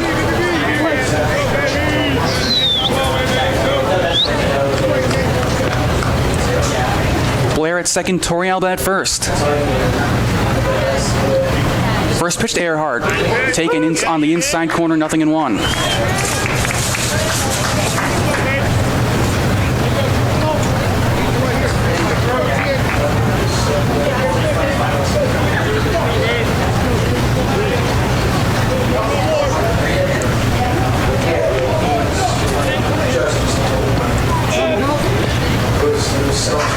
Oh, yeah. And Earhart calls time.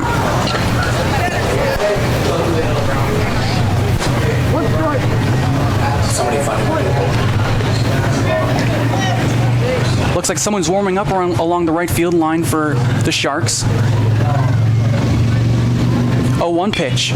Swinging a fly ball, deep left field. Back goes left fielder, back near the wall. That ball is in play. It falls just in front of the fence. 1 run will score. It's a stand-up double for Earhart, and the Spartans now lead 4-0. 2 for 2, baby! That ball was lined to left. Looked like it was going to go over the fence, but just hit the base of the wall. That brings up the first baseman, Alec. Best contact we've seen all night from either side. And that double drives in a run.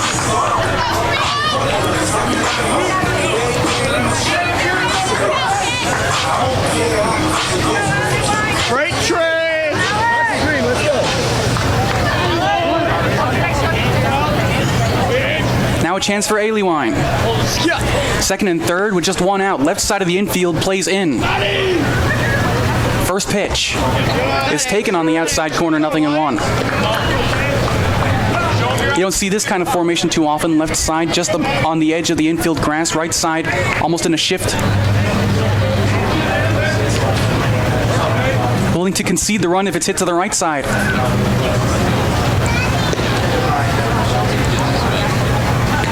Now the 0-1 pitch. Good luck, good luck. Sits down and away, ball 1. Let's go, Nate.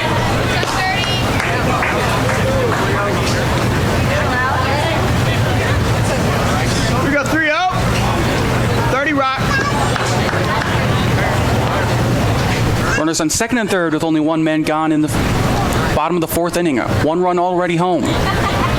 1-1 pitch is swung on and crushed to deep right center field. That ball is going. That ball is gone.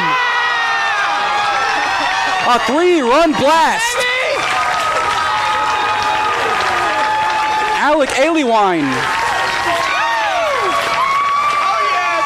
His 3rd home run of the season. And now the Tampa Spartans lead 7-0.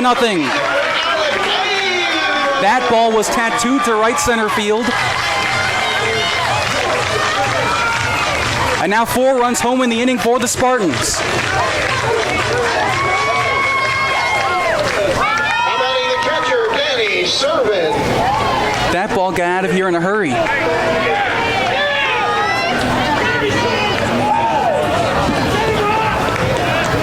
it going, baby. Good luck, good luck. Now the batter is the catcher, Danny Servin. Takes the first pitch for a ball.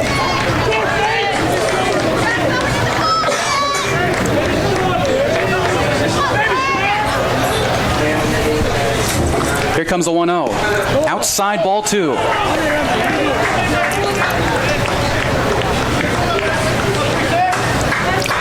Serving 2 for 2, 2 singles and a run batted in.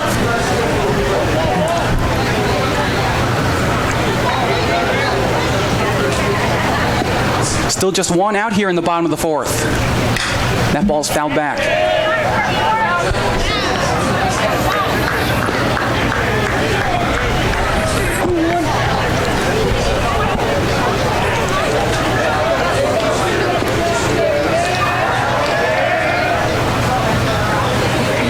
2-1 pitch.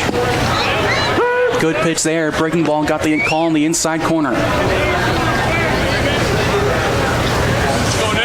Levels the count at 2. Nathan Campbell came into the game with a 2.7 ERA. He's given up 7 runs tonight.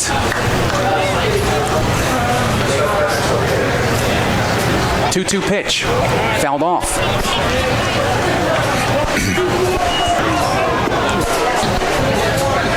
Chris, one thing that the Spartans are doing, I got done with my hamburger, so I thought I'd come back. It was good? It was very good. I got to get one of those soon. Yeah. And I'm a little mad at you because I got bunts and you're getting home runs. Yeah, well, it happens. A little bouncer towards second. Throwing to first and plenty of time, 2 down. But I'm going to make a mental note of that, though, that they got a bunt to third, a bunt to second, a double play, and you got a home run and a ball off the wall.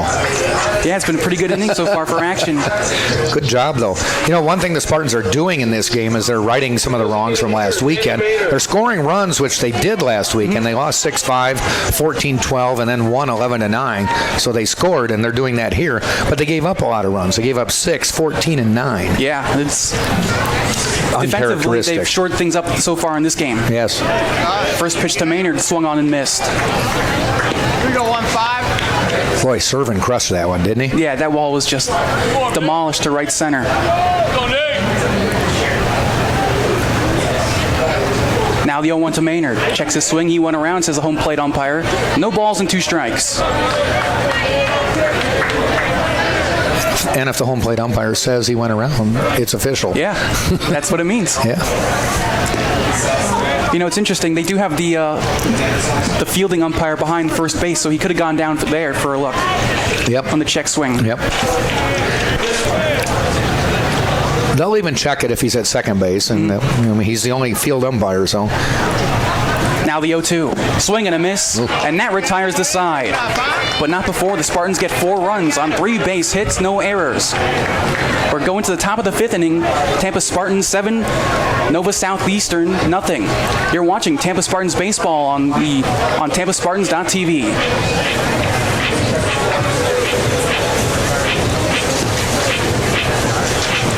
For generations, Krispy Kreme has been serving delicious donuts and coffee. Stop by for an original glazed donut or other variety paired with a hot coffee. Visit our nearest Krispy Kreme on West Kennedy. Krispy Kreme, serving hot donuts right now. No one left. At the end of 4 innings, it's Tampa 7, Nova Southeastern nothing.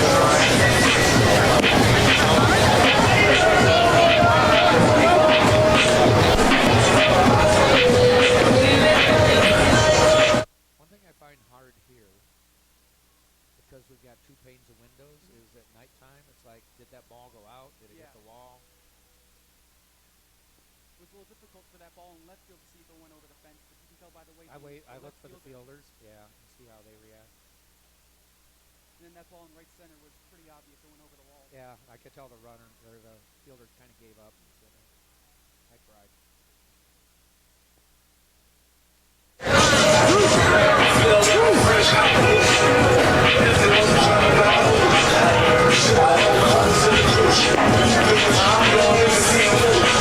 Back to the mound is Kevin Pimentel. 4 innings pitched, 11 hits. No, that's not right. No hits. No hits, of No course. hits. Spartans have 11, though. 4 innings pitched, no hits, 5 punch-outs. Don't be jinxing anything. Yeah, well, it doesn't matter. We're broadcasters. We jinx everything. Yes. Come down, kid. They'll blame us for everything.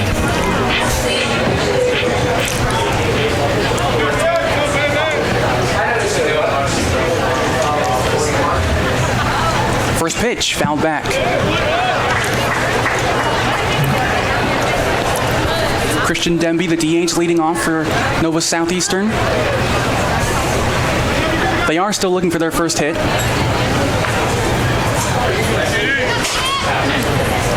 Now the 0-1. Skied in the air, right field. It'll go out of play. Nothing in 2.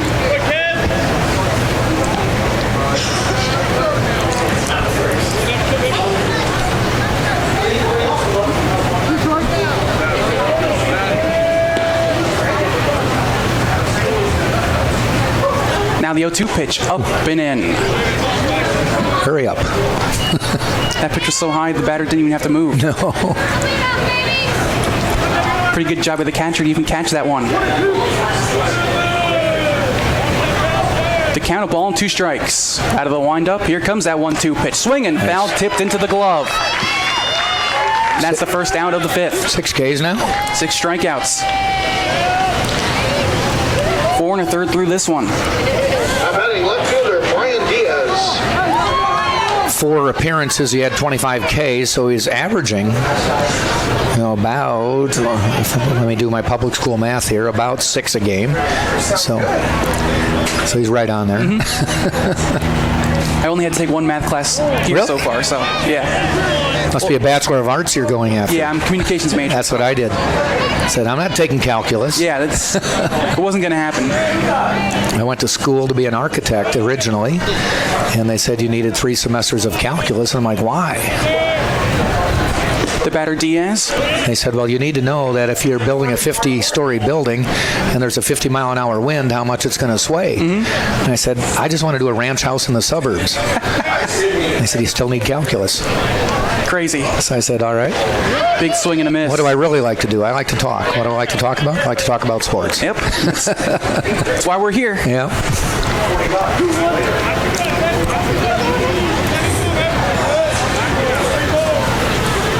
The count 2 balls and 1 strike with 1 out. That pitch sits outside, 3-1. We haven't seen too many 3-ball counts so far from Pimentel. First batter, if you remember. He got 2 strikes and then went 3 balls, or 1 strike and then 3 balls. Here comes that 3-1 pitch. Swinging a fly ball to left. Left fielder ranging back, should have plenty of room. Comes back now and makes the catch. And there are 2 men gone. Nice job by Torrealba. Kind of circled back, almost caught it right where he started. The lighting here in this ballpark, it kind of glows a little bit. It is a little deceptive for us because we're sitting behind tinted windows. If we were to get outside here, it's not that bad, but it does look a little weird when we're sitting behind here. Yeah. I always have to remind myself of that it's not that bad out there. That pitch is flied in the air to right field. Fritas gets under it, makes the catch. Easy inning that time from Pimentel. That's redundant. Yeah, still no hits across for Nova Southeastern. Heading to the bottom of the 5th inning. You're watching Tampa Spartans baseball on Tampa Spartans Not TV. The Barnes & Noble bookstore has all your needs in one spot. Stop by and grab the latest UT gear, snacks on the run, as well as thousands of accessories for everyday needs. Open Monday through Saturday, located on the 1st floor of the Vaughn Center, or shop online at www.utampa.bncollege.com.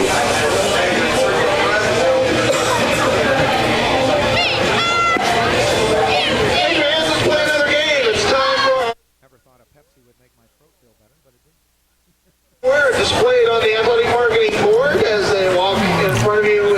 Oh, they've got the big guess what the word is on the marketing board. I got this last time. Tweet the answer only. No, I have It's the same one. It's diamond. Oh, it is? Yeah. It's the same word as last week.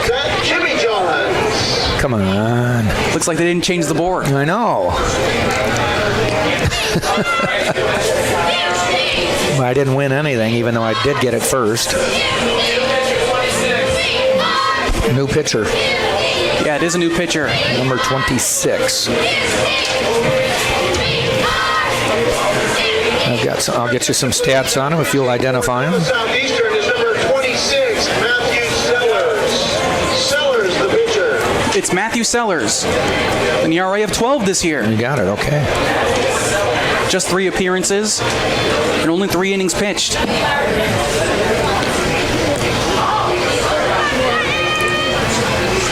So close the book on Campbell. 7 runs, 11 hits. Yeah, as I said before, he came into this ball game with just an ERA of 2.7. That's going to shatter that ERA. And he was 3-0 on the year. He is the pitcher of record. And Coach Brown said he doesn't throw too hard, but he throws strikes, and that's what he did today. He just got knocked around a lot. Right.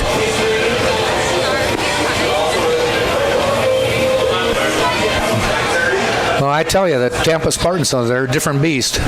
Definitely. Until you play them. This is one of the premier programs in Division II. Leading off for Tampa, third baseman Cole Perry. So Cole Perry will lead off for the Spartans. Perry 1 for 2, a single in the 2nd inning, and grounded into a double play.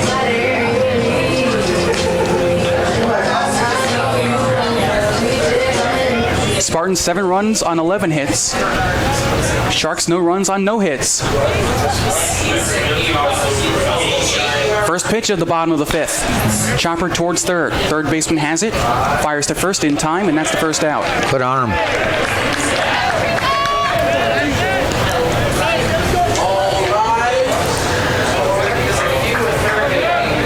Tampa Tampa leading the Sunshine State Conference in batting average at 318.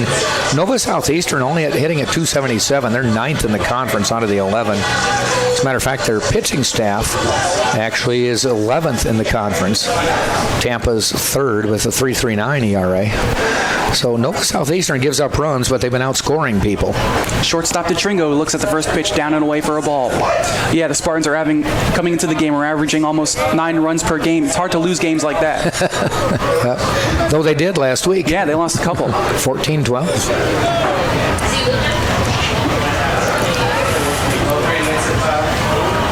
Now the 1-0 pitch. Outside, ball 2.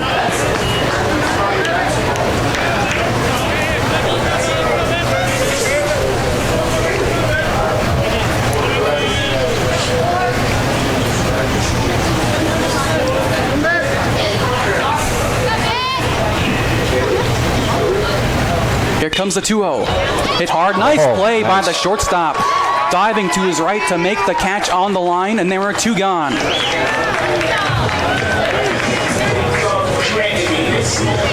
If you're looking for the hottest team in the conference right now, it's Barry, 6-game winning streak. So they're 8-3 overall. So they were 2-3 at one point and have worked their way up to an 8-3 mark. They're 4-2 in the conference, have already played 2 conference series. Now the 8th place hitter, Fritas, 0 for 2. The fielder's choice and a flyout. No runners on, 2 outs. First pitch. Breaking ball taken down and away for a ball.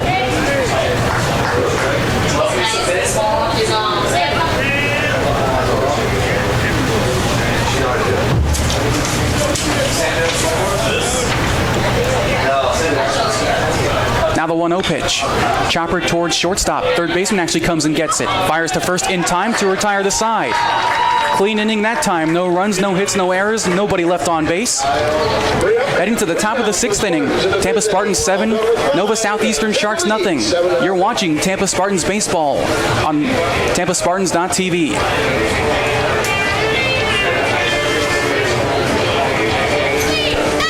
Connected via Skybridge to the Tampa Convention Center, Embassy Suites offers a convenient location close to dining and entertainment in downtown Tampa.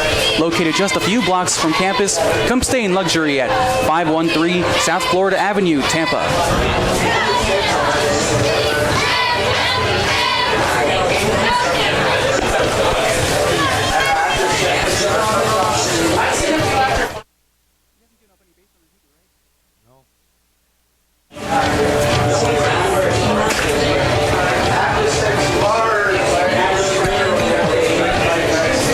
Pimentel back to the mound. So far in this game, 5 innings pitched, no runs, no hits, 6 punch-outs, no walks. No one's reached base yet. Right. But we won't say those magical words. I'm not going to mention it.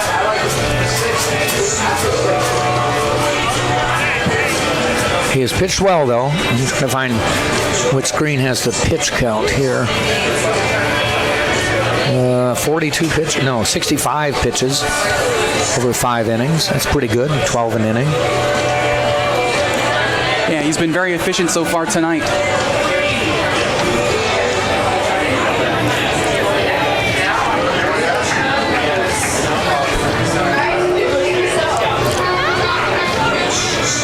6th inning for the Sharks. The batter is the shortstop, Brandon Chinea. Brandon Chinea, the shortstop, leads off for the Sharks.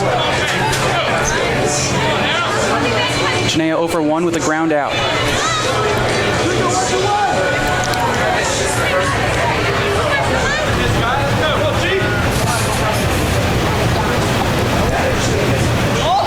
Now the first pitch.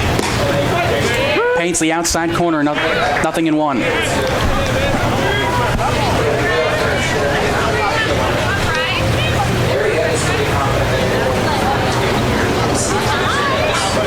Now the 0-1 pitch. Gets the call again, nothing in 2.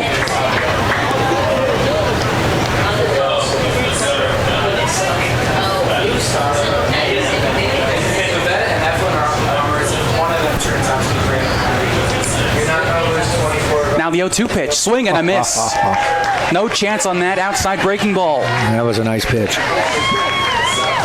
One man gone in the sixth. Batter is the right fielder, Samuel Duran.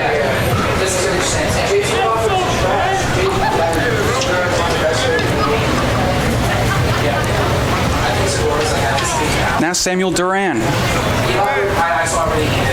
The right fielder lined out his first time up. We were noting that some power from two of the hitters, Wolforth and Demby, but the leading home run hitting team in the conference is St. Leo with 19 already. That pitch a called strike on the outer half. Spartans are not a power hitting team this year. They have just 9. Lynn has 17. Nova with 16 on the season.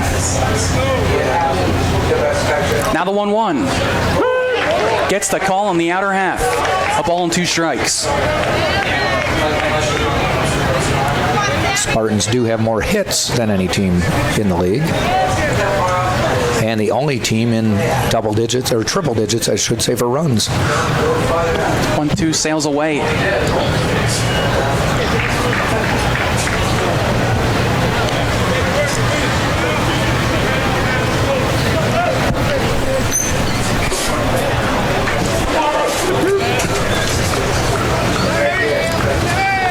And now the 2-2 delivery. Swing and a miss. 2 down. My goodness. Pimentel dominant here in Tampa.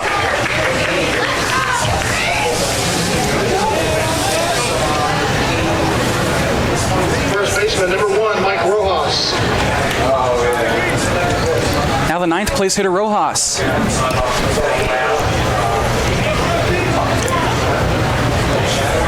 Pimentel has struck out 8 so far in just 5 2/3 innings.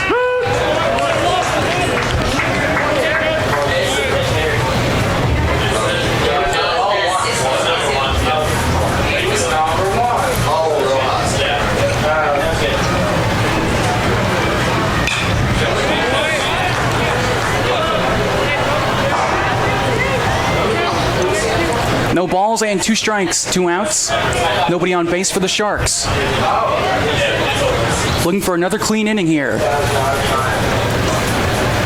0-2, just up and in. That was a good pitch. Yeah, he's gotten some Sharks to swing and miss at that pitch tonight. You want to tempt them, but not make it too easy.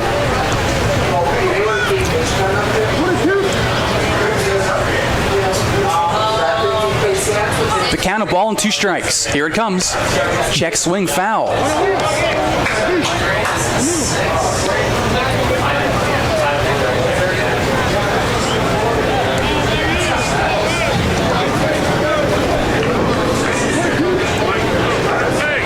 Count still a ball and 2 strikes. Out of the windup, here it comes. Swinging the grounder to the left side. That's a base hit. And there goes the perfect game. Well, we can say it now. Yeah. Yep. After the fact, you're in the clear. Yeah. Well, it wasn't meant to be tonight. Impressive still. Second baseman, David Irisari. 5 2/3 innings through this start for Pimentel. Just the 1 hit now. Well, it takes a little load off Joe Urso's mind on whether if the pitch count started to get up a little too high and you leave him in because he's got a no-hitter going. Now he doesn't have to worry about that decision.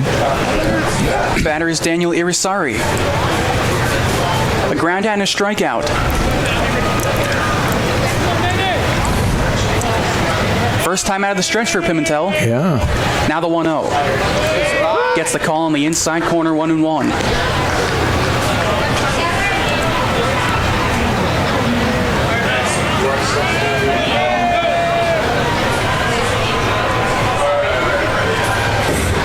Now the 1-1 pitch. Popped foul. Left side. It'll go out of play. 1 ball and 2 strikes.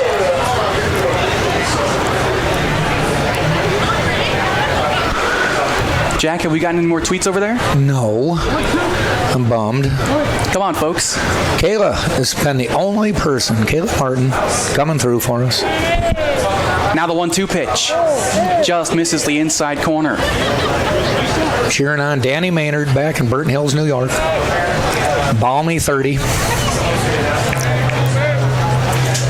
Kayla Kayla tweeted to us back in the LIU series, too. 2 balls, 2 strikes, 2 outs. Runner on first. Here it comes. Gets the call. Nice. Strike 3 called to end the inning. No runs, a hit, no errors, 1 left. Heading to the bottom of the 6th here in Tampa. Spartans 7, Sharks nothing. You're watching Tampa Spartans baseball on TampaSpartans.tv. No runs, 1 hit, no errors, and 1 left. Into the bottom of the 6th inning. Tampa leads 7-0. For fresh made, hot or cold subs, visit Firehouse Subs. At Firehouse, our subs are made the firefighter way. Served steaming hot and loaded with the finest fresh sliced meats and cheeses. Located at 2617 West Kennedy Boulevard, Firehouse. Founded by firemen. Greenbelt Meals, and Sodexo Campus Food Service. Also the Courtyard Tampa West Shore Airport, Crown Plaza Tampa West Shore, Doubletree by Hilton Tampa Airport West Shore, Sailport Waterfront Suites, Courtyard Downtown, and Courtyard Residence Inn Downtown. Thanks to all of them for supporting UT Athletics, and when you get a chance, please support our sponsors. Thank you. Are you the only one signed up for Tuesday? Right now I am. Okay. I think I could do it by myself. Oh yeah, no doubt. You think I sound okay? Yeah.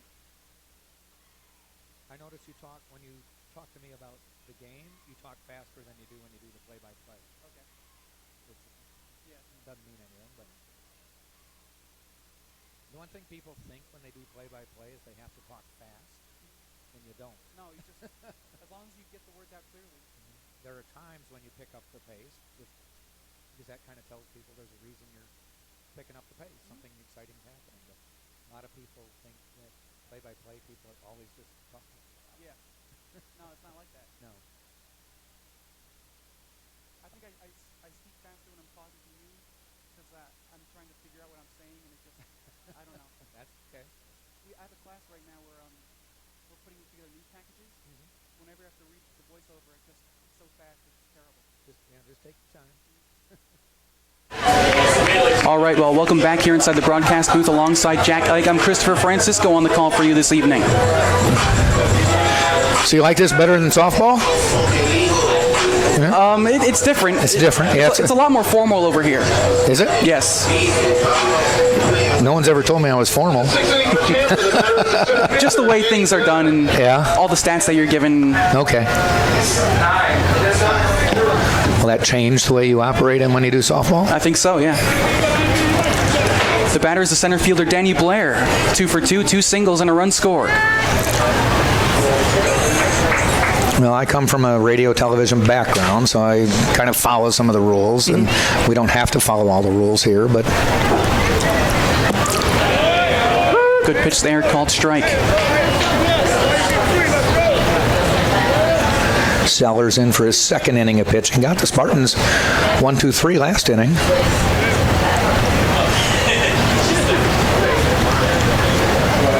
Here comes the 1-1 from Sellers. And at the feet, 2 balls and 1 strike.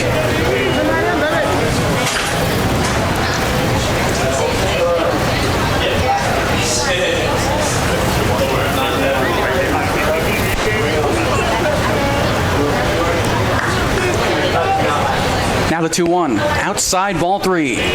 So you're from Connecticut. Yep. And you picked Tampa to go to college. Did you specifically pick Tampa for a reason? I don't know. I wanted to go someplace where it was warm, so Florida was pretty much circled. Okay. I came to UT for a tour, and I just really liked it. Yeah. It's a very lovely campus. 3-1 is outside, ball 4, and a leadoff walk. Lineup switches back to the top for Torrey Alba. I always bring this up because I'm obligated to do this. Leadoff walks, there used to be the old wives' tale that leadoff walks would score 2/3 of the time, and it's a fallacy. Yeah. Leadoff walks don't score any more often than any other way you get on base to lead off an inning. But coaches would tell you a leadoff walk is a killer. I don't know. Maybe mentally it just changes things for the pitcher. Yeah, but really, a leadoff runner will score about 33% of the time, 1 out of 3. Whether you get on with a hit by pitch, a base hit, a walk, an error, anything. I think it's just maybe coaches don't want their pitchers to start off innings by throwing balls. Right. I think that's why they stress that you shouldn't. You want them, if they're going to get on, make them earn it. If the guy's going to get on base, let him do it himself. Don't give him a free base. But you can go on Google and search it, and there will be a lot of people telling you a leadoff walk will score twice as often as any other thing. And it's not true. Yeah. I think you're right. It's the coaches are stressing, let them earn their way on. Torrealba 1 for 2 was hit by a pitch his last time up and scored a run. So anybody's been listening to me over the years, like, yeah, we know, Jack. You tell this every time there's a leadoff walk. Now the 2-0 pitch. Just misses the inside corner. 3 balls and no strikes. Notice when Torrealba got on base. No, it was Drew Erhard, second batter. They had him steal immediately, and Joe hasn't really gone back to that play. Yeah, well, up 7-0, don't really need to push it right now. Yeah, but even a couple other times earlier in the game, he never pursued that. 3-0. Ooh, inside, did it hit him again. It goes to the backstop. Yeah. No signal. I think that hit some cloth. Interesting there from the home plate umpire because there's a runner going to second and the ball went to the backstop, so he never really signaled that it was right a hit by pitch. Whether it's a free trip down to second or you're on your own. Now with no outs, Drew Erhard, I think you have him swinging away. Now batting second baseman Drew Erhard. Erhard last time in the long run scoring double. I mean, we mentioned earlier in the broadcast the Spartans had a 12-run inning last weekend, so 7 runs in the 6th, you still want to put some on the board. Definitely. Anything can happen at this level. Yeah. 12 runs is not that much. Yeah. I think the wheels can fall off quickly. So put the pedal to the metal when you can. Here comes the first pitch, taken on the inside corner, 0-1.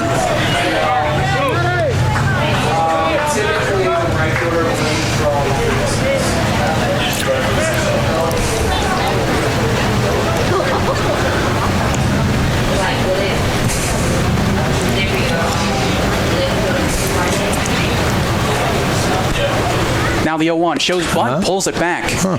Interesting decision there. Don't think that was called by anyone. No, I'm wondering if he got the sign or not, or just wanted to do it. Third base is fairly far back. You place it well, you're on.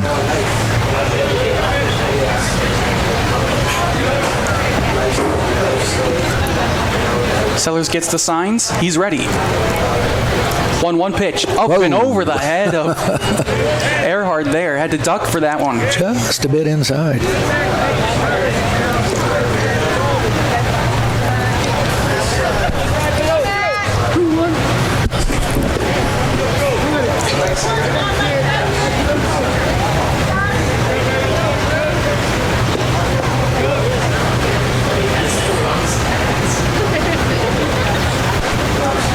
Now the 2-1 pitch. Checks his swing. It's a called strike anyway. 2-2. That was a good location.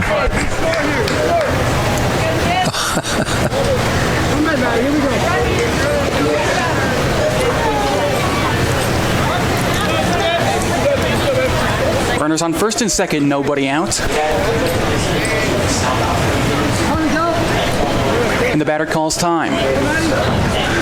Just got a tweet. Sean Nestor's giving me this one. It says, fun fact that Nova Southeastern center fielder Nathan Chevalier is the brother of UT softball player Lexi Chevalier. Yeah, I thought that name sounded familiar. Yeah. Thanks, Sean. Even if you are a Phillies fan. That pitch is lined to right field. Right fielder coming on. Late start. He's going to get there. Runner tags a second, going to third. Here comes a throw. Might down. be there in time. The slide, and he's safe. That throw's there on a strike. It would have been tough. Would have been a very close play there at third. Good base running there by Blair, and now the Spartans have runners on the corners with just one away. The batter is the first baseman, Alec Aliewine.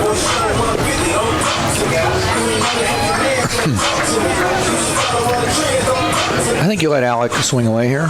He swung away last at bat and did okay. He tattooed one to right center field his last time up for a 3-run blast.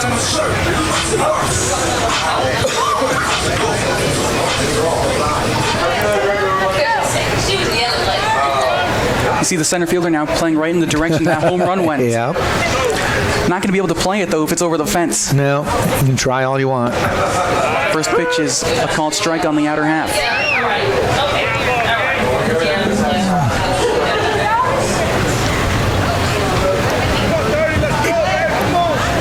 Aliwine struck out and flied out his other 2 times up. 0-1 pitch. Outside, ball 1.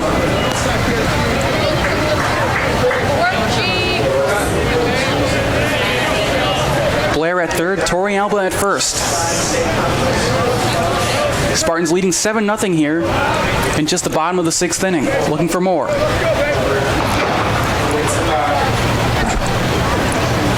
Now the 1-1 pitch, there goes the runner. Throw down to second, it's a good throw, but in the dirt, goes back. Good play by the second baseman to cut that ball off, keep it from going into center field. Otherwise, it definitely would have been a run. That was dangerous to just make the throw. Yeah, you're right. Questionable decision to throw that. I mean, even if they field it cleanly and don't get the base runner, if man on third goes, he's in. Mm-hmm. He stayed, though. But now a chance for the Spartans to score 2 runs on just a single. Correct. Lefty down in the Nova Southeastern bullpen, can't see the number. Infield shades Torrealba to the right. Big gap if he goes up the middle. Now the 2-1. Breaking ball gets the call at the letters. 2 balls and 2 strikes. That was a good pitch.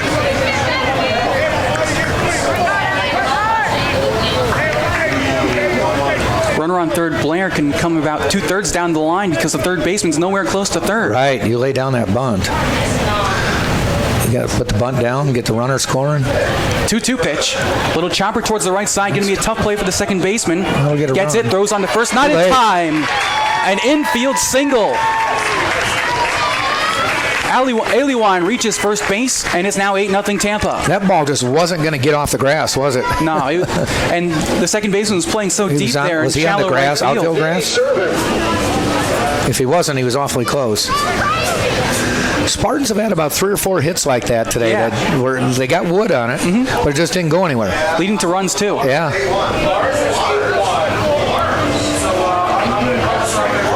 They don't ask you how hard you hit them. They just ask you what you've got to hit. It doesn't matter in tomorrow's box score. No. It looks the same on the scoreboard.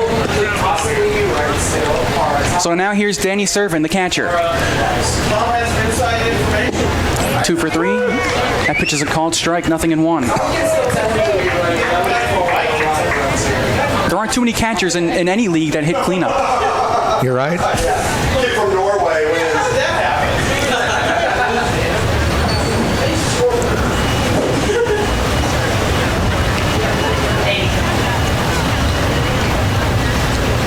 0-1 pitch. Inside for a ball, 1-1.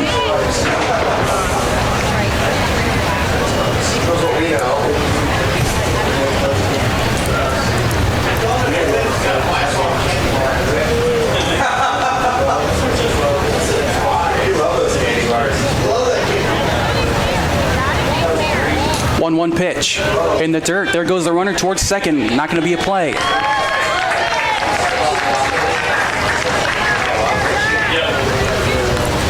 It'll go down as a wild pitch.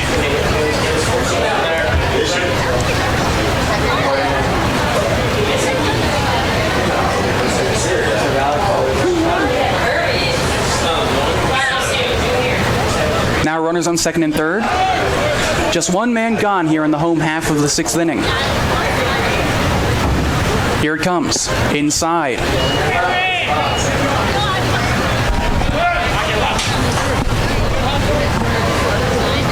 The count now 3 balls and 1 strike.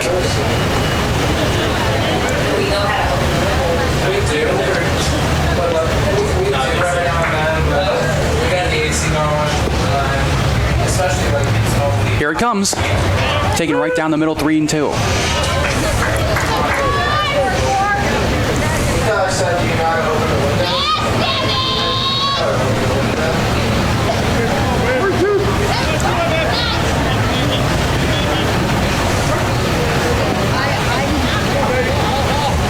Sellers ready from the stretch.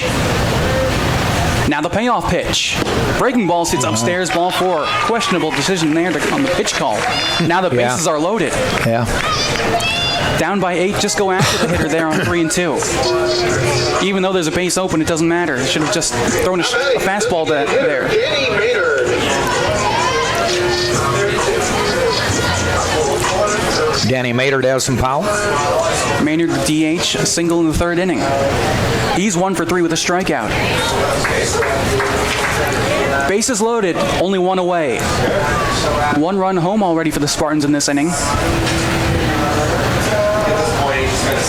First pitch to Maynard. Sits down low, ball 1. Maynard has the home run lead for the Spartans with 2. Is tied with Alec Aliwine. Chance to break that tie with a granny.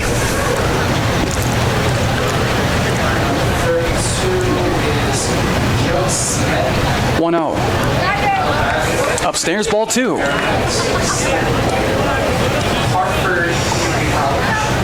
It looks to be Joe Smeaton in the bullpen.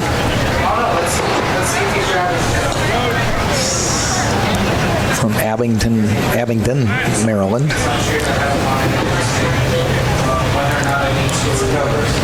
Important pitch here, 2-0, fouled right back this way.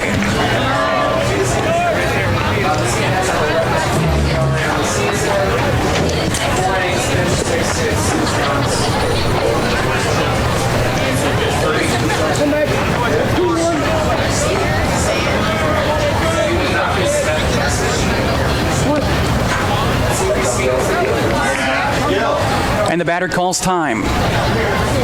The count 2 balls, 1 strike, 1 out. Bases loaded in Tampa. Spartans have scored 8 runs so far on 12 base hits.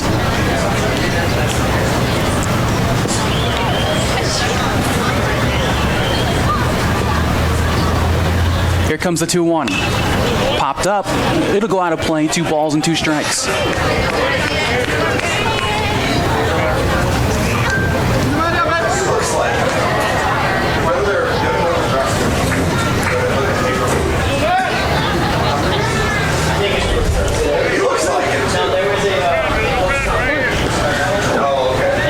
Count 2 balls and 2 strikes.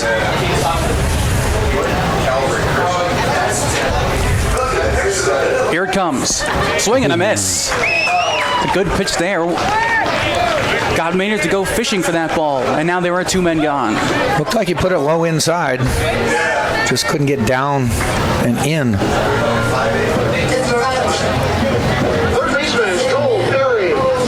Usually see those back foot pitches to the right-handed batter from the left-handed pitcher, but that time Sellers was able to use it.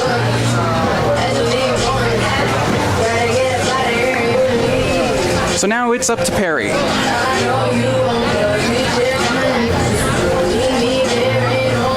Base is still loaded, now 2 men gone.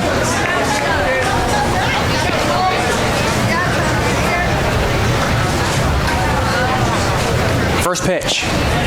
Gets the call at the knees, 0-1. Spartans don't want to waste all these opportunities and just get 1 run this inning. Yeah, even though they're up 8, we've said a couple times tonight how any lead is not safe in this level.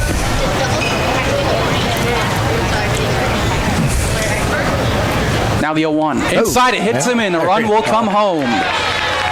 That's called taking 1 for the team.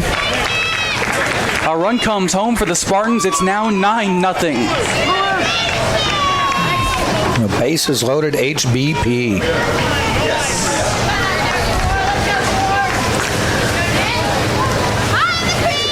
Tough way to get an RBI. Sellers looked like he might have a chance to get out of this one with just the 1 run, but mistake there.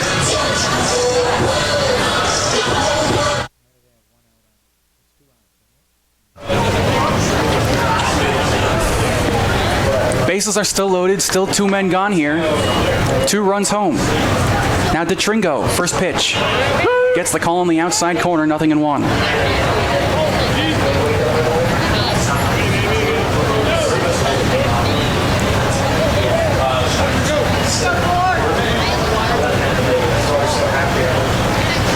DeTringo, 1 for 3 with a single. Now the 0-1. In the dirt. Goes back to the backstop. Here comes the run, and they'll score with no throw.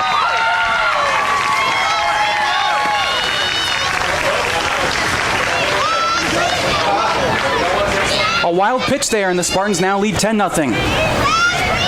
Well, Nova's not done itself any favors on those last couple runs. A hit by pitch and then a wild pitch. I think there was a previous wild pitch. Yeah, some miscues there, and now the Spartans lead 10-0. Now runners on second and third. Still a chance for more. The Tringo swings and flies one foul.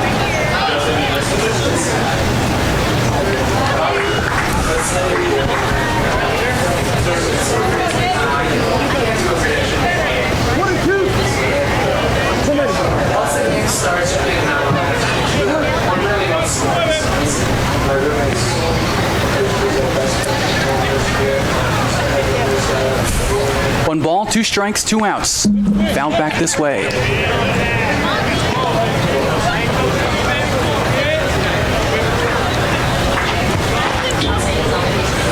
You know what? It came true that Blair did lead off with a walk and score. There you go.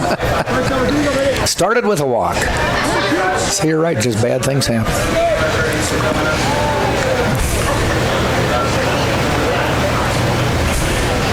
Again, the 1-2. Pitch in the dirt, good. Stopped by the catcher that time. Saves another run. You know, the Spartans have gotten base runners, but you look at it, it's a walk. Not too many base hits. Wild pitch, hit by pitch. Another wild pitch. 2 balls, 2 strikes, 2 outs, 2 runners on base. Here it comes. Swinging a liner to left center field. That's going to fall for a base hit and drive in 2. 2 runs come home. The Tringo on it first with a 2-run single. And it's 12-0 Tampa. All right, they didn't waste the inning. That'll be it for Sellers, I would think. Yeah, he wants Smeaton. Signal for the lefty. All right, well, Spartans up by 12.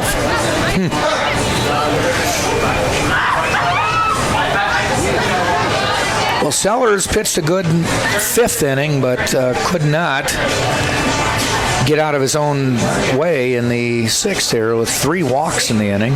And now 5 runs home in this inning. Pitching for Nova Southeastern is number 32, Joe Smeaton. Smeaton, the pitcher.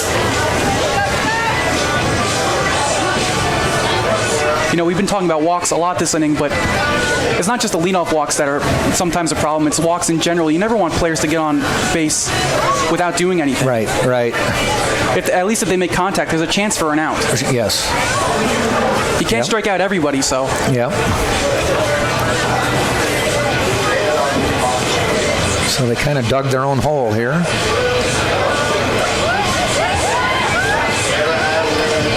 Now a hit by pitch, that's just a more efficient walk.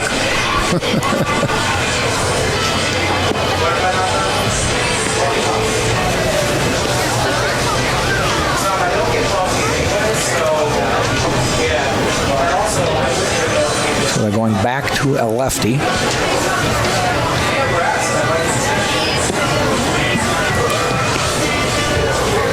Smeaton, the big guy, stands 6'3", 220 pounds.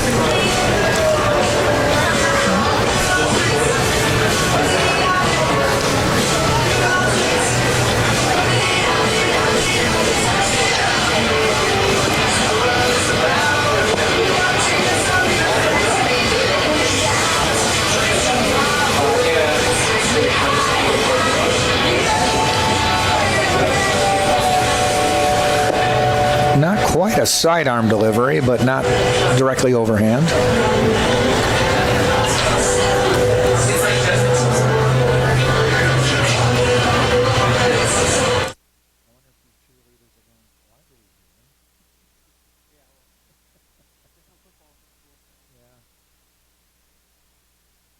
Matter of fact, I had a tweet earlier this week that it was 1975 that Tampa voted to drop football.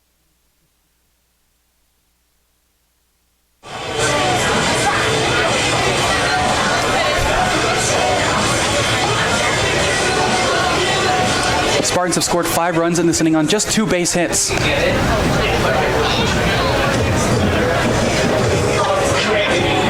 batting right fielder, Sam Freitas. Fritas looking to join the hit parade. He's 0 for 3 so far. Everyone else has a base hit.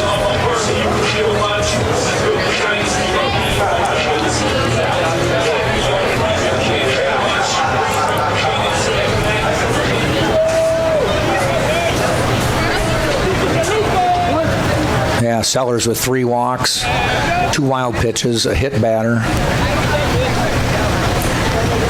Just 2 hits. Runner on first is DeTringo. He drove in a couple of runs with a single.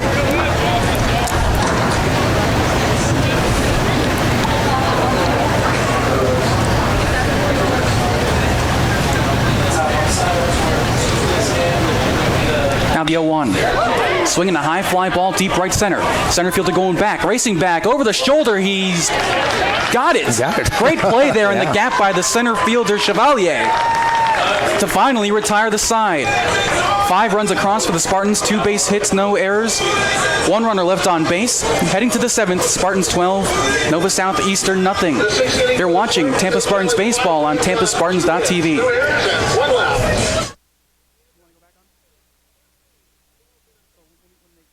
Hand it off to me then. Yeah.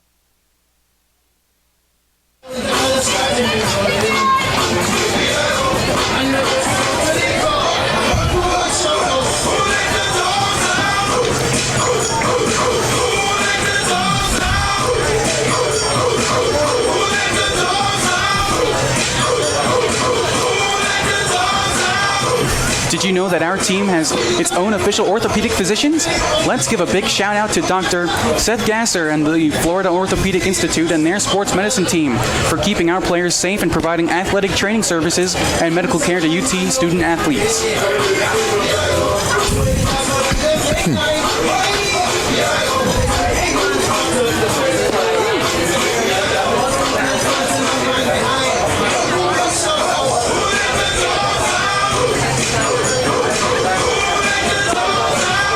All right, well, he's the voice of the Tampa Spartans. Jack, the driver's seat is all yours. You know, I was hoping that you would hold on to a 3-zip lead. You did all right. I did okay, huh? 12-0. 3 innings later. Nice job. Nova Southeastern. Chris Francisco putting 9 runs on the board for the Spartans. Got a couple home runs, or a home run to call, 1 off the wall, as the Spartans explode with 4 in the 4th, 5 in the 6th, and lead 12-0. Leading off is Chevalier, who made a nice catch to end the inning.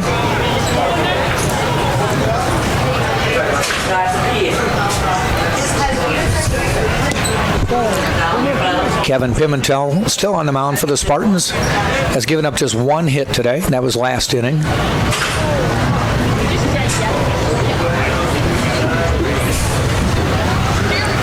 And the 1-1 pitch, swing and a miss.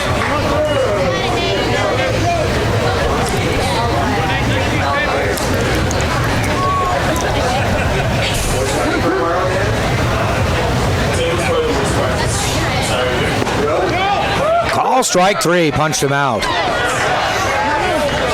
Chevalier gets called out. His second strikeout of the game, first one by called strike. And that'll bring up Wolfforth to the plate. The 10K challenge. Now batting the catcher, Karen Wolfforth.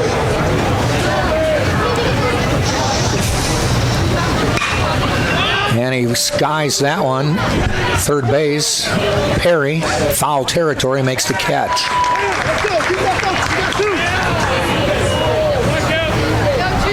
Two down quickly here in the 6th, or in the 7th, I should say. Now batting designated hitter, Christian Demby.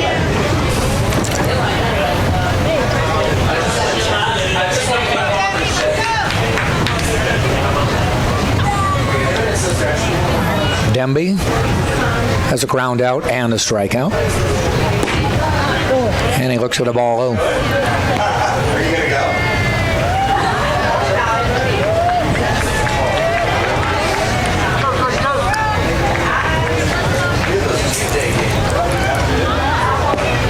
There's a call strike.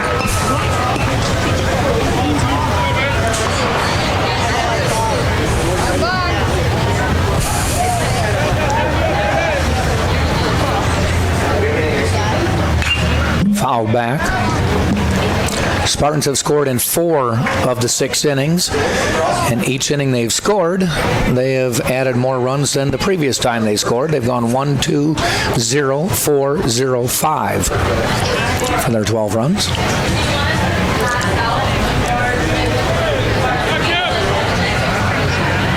Ball high, 2-2 with 2 out.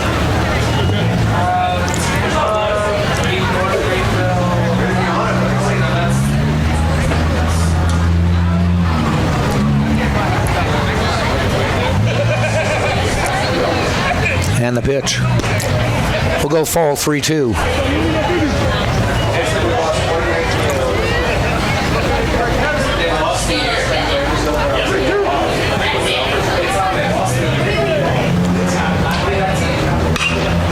There's ball hit out into left field. Torrealba coming in and makes the catch in stride to retire the side. And a 3-up, 3-down inning for Nova Southeastern. Here in the 7th, we head to the bottom of the 7th. Spartans will send up Blair, Torrealba, and Earhart with Tampa on top, 12-0, right here on TampaSpartans.tv. Everybody receives a coupon gift card from Krispy Kreme.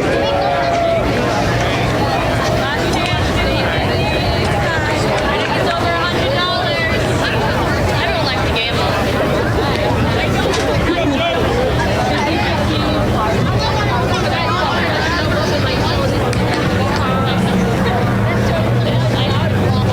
All right, everybody up for the 7th inning stretch.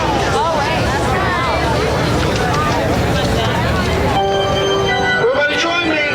Here we go. Take me out to the ball game. Take me out to the crowd. Mom is a We disavow any knowledge of this singer. I don't care if I ever get back. It's People are looking at Gil like, is this for real?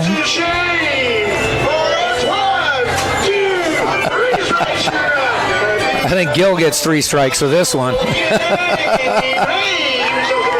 Not that I would do any better, but I wouldn't do it in public. With a microphone.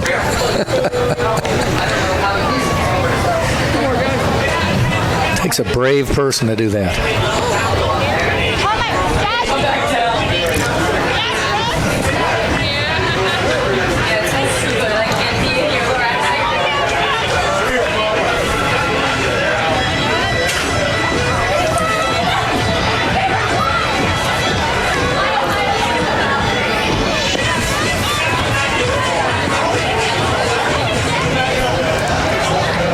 So Danny Blair will come to the plate. What a nice guy to have batting 9th. Man, still a limited amount of at-bats, but he's 2 for 2 today, which makes him 10 for 14 for the season. He also walked his last time up. I mean, I think this is the second time this game he's led off an inning. And when your number 9 hitter can get on and set the table for the top of the order, that's great. Smeaton on the mound. Danny Blair at the plate. Spartans lead 12-0. First pitch, outside corner, strike.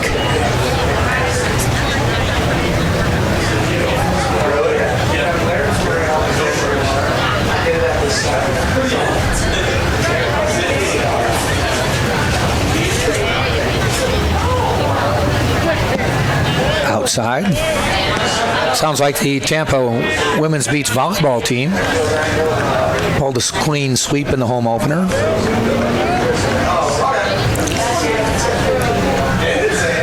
Beach volleyball team plays a D1 schedule. Just inside. Second year of beach volleyball here in Tampa.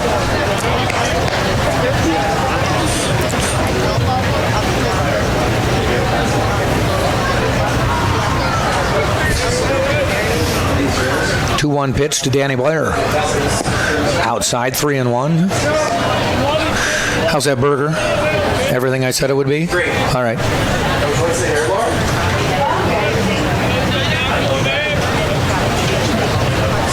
3-1 to Danny Blair. Yeah, I'm wondering what's going on with that. Oh, it is the leg. And he takes the walk. So a couple base hits to start the game and a couple walks at the end of the game. But you know what? He's gotten on 4 times and sets the table for Torrey Alba, who has flown out to center, base hit by a pitch and walked.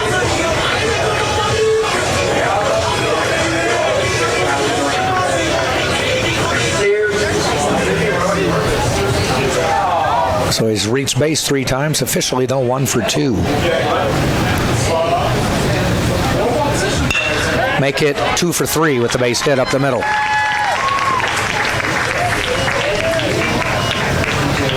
He is just a good hitter. Brings Drew Earhart to the plate. Drew Earhart.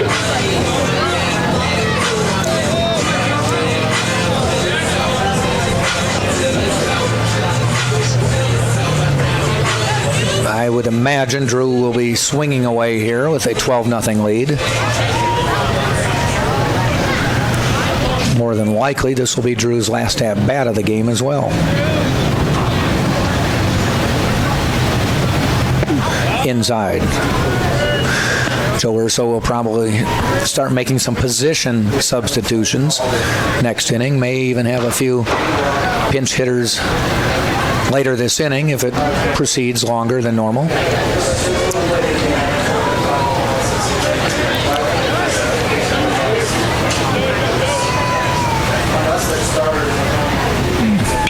Popped up, first base side. Second baseman moves over and comes back and makes the catch for the first out. Now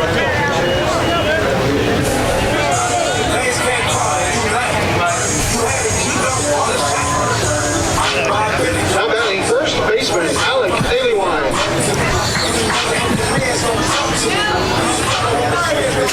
Alec Aliwine to the plate now. 1 out, runners at first and second.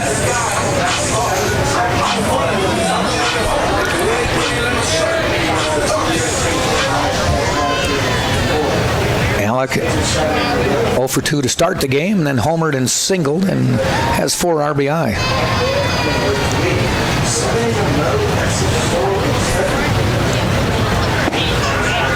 Call strike outside corner.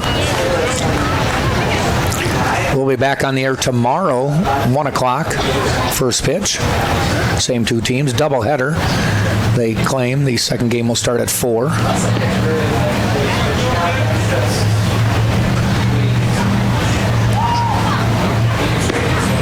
They give 30 minutes between games. I think just 30. So figuring 2.5-hour games. This game is approaching the 2-hour and 15-minute mark, and we're in the bottom of the 7th.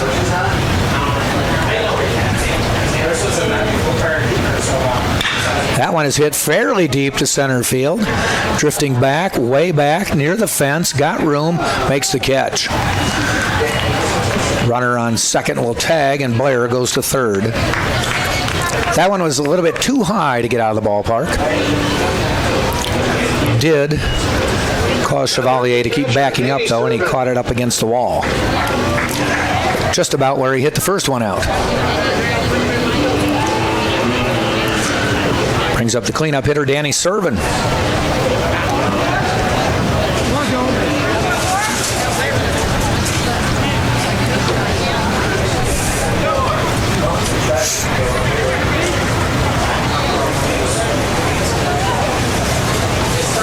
Runner now 90 feet from the plate. The pitch to Servin. Inside strike.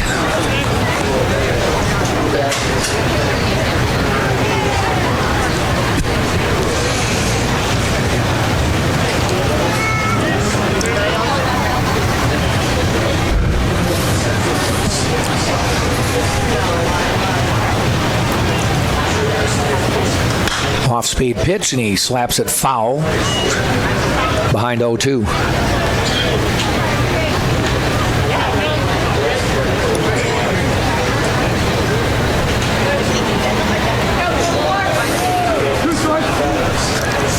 third. Torrey Alba on first. 2 outs, bottom of the 7th. Tampa 12. Nova Southeastern nothing. In the dirt, 1 and 2.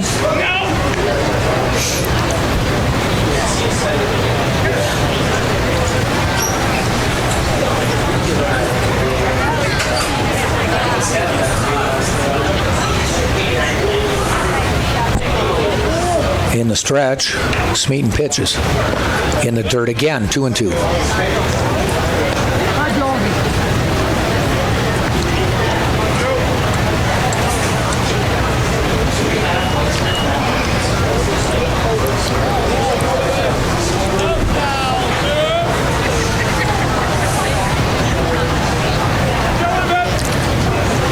And the pitch. Long look, but it's a full count. Oh, that burger was good. Yeah, they are.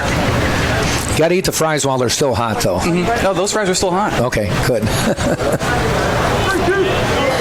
Yeah, that last pitch looked like it was a strike, but didn't get the call. Yeah, the umpire gave it a long look. 3-2, slaps it into left field. Does he have room over the head? That'll score 1. Joe Urso is sending Torrey Alba. He'll score easily. And into second is Danny Servin with a stand-up double, and it's 14-0 Tampa. Servin crushed that ball over the left fielder's head. That brings up the designated hitter. Diaz gave chase and then realized it was going to go all the way to the wall. You know, Spartans are up 14-0. We haven't seen too much solid contact tonight, but when they have put the bat well on the ball, it's been kaboom. Yep. A couple of them, Chevalier's made a catch in center field, but he's been backed up about as deep as you can go. A couple times one time he ran out of room, and a couple times you've had him go off the wall here. Brings up Danny Maynard, pitches outside. Spartans now 14 runs on 15 hits. Another lefty warming up now in this Nova Southeastern bullpen. This is the point in time where you wish you could just bottle up some runs and save them. Doesn't work that way, though. If only it did.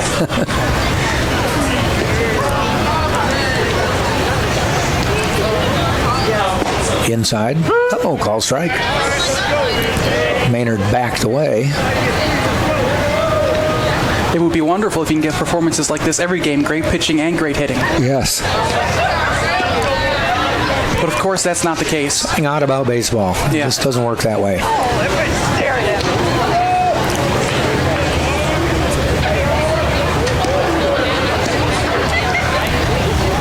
Swing and a miss. That's like back in my younger days, when I was younger than you. I always wondered why, like the College World Series, they played like best of 3 and things like that, and double elimination. And I found out that it's because they won't play just a one and done like basketball might, because they didn't want one pitcher who could just dominate everything. They wanted to try as best they could to spread it out. Mm-hmm. And I'm like, well, that makes sense. I think there was a time when the World Series was best of 9. Yeah.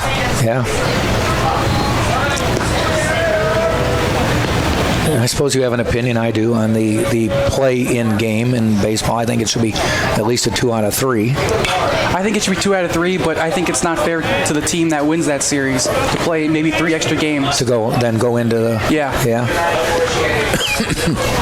Just seems not fair to do all that work and your season could be over in 1 game. Yeah, well, I went to one of those wild card games, and unfortunately, the Metsies lost. Everything right there. It was frustrating, but I'm not really sure what else they could do. Yeah.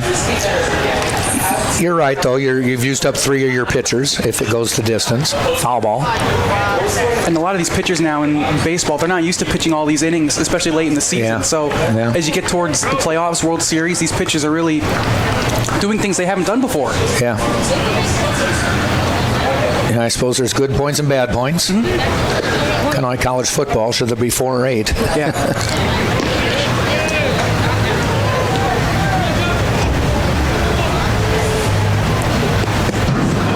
Though I have a theoretical solution to the college football playoff, is the 4, if you go to 8, you have them at sites. Try to pick a geographic location. Like if you go to 8, assume a Big Ten team will be in. So maybe have it in Indianapolis. Reserve that place. Assume a Southeast team will win. So reserve the Georgia Dome or whatever it's called now, the Mercedes-Benz Dome. Yeah, Mercedes-Benz Stadium. I think. Swing and a miss to end the inning. Have those 4 geographic games, so there's not as much travel, and then get down to the Final Four. Have one out in the West somewhere, and just get people together. Yeah, definitely. Yeah. Sounds great. Why aren't you running this?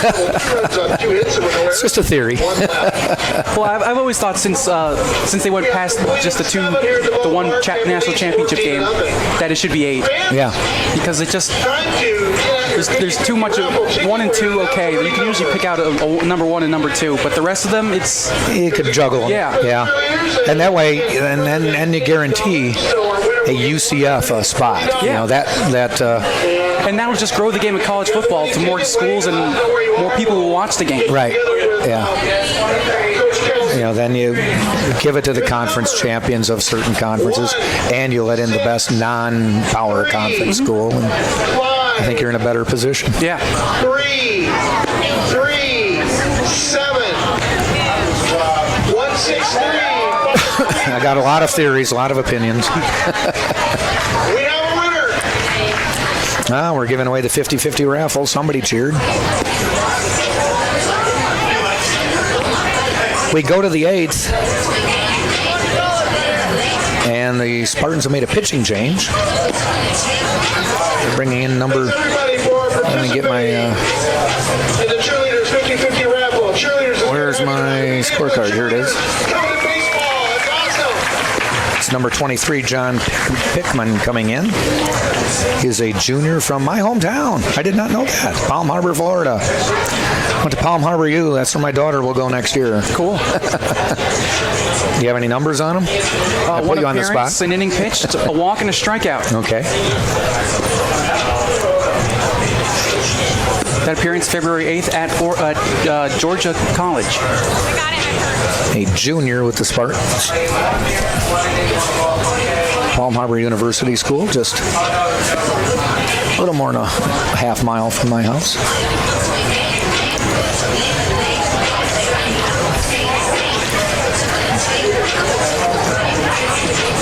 The good thing about getting a lead like this is Joe Urso can then make some decisions like this, saying, maybe he would not use Pickman at this point in a 3-2 game or something like that, where it was time to take Pimentel out.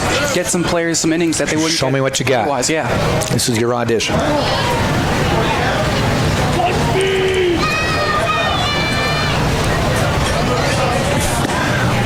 More than likely, he'll have somebody else in the 9th unless he needs to see more out of Pickman.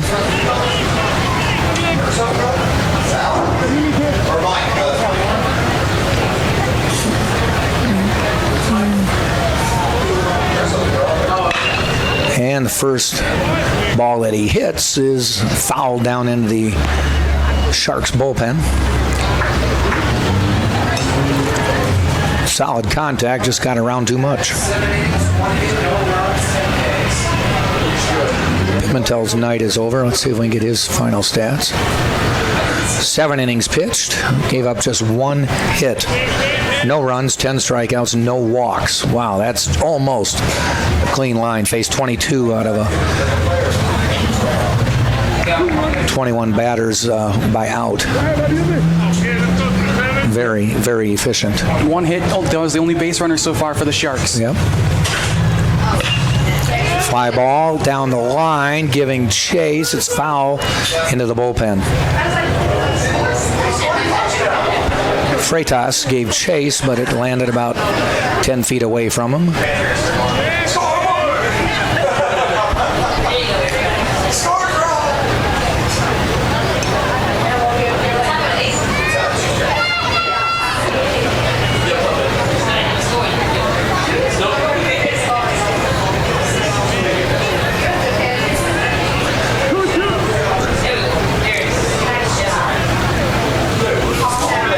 Two pitch. Swing and a miss. Got him to go down.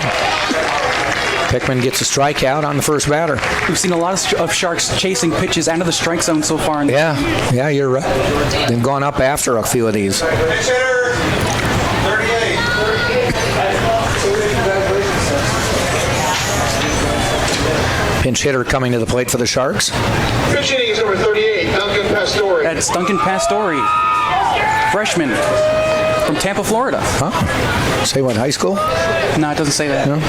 See if I got it here. Pops it up. Aliwine's got room. Foul territory, but he camps and catches. Let's see. He is from Wharton High School. And he's now on the bench.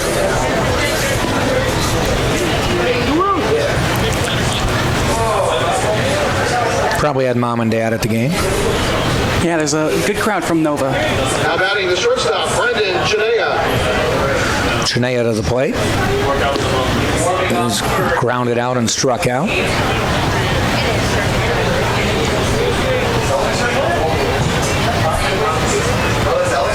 Pickman's pitch. A little high and inside.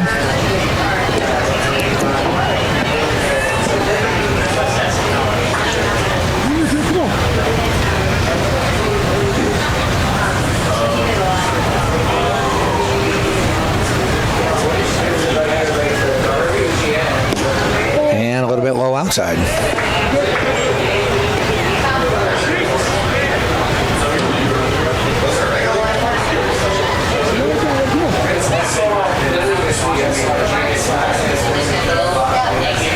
Two-0 pitch.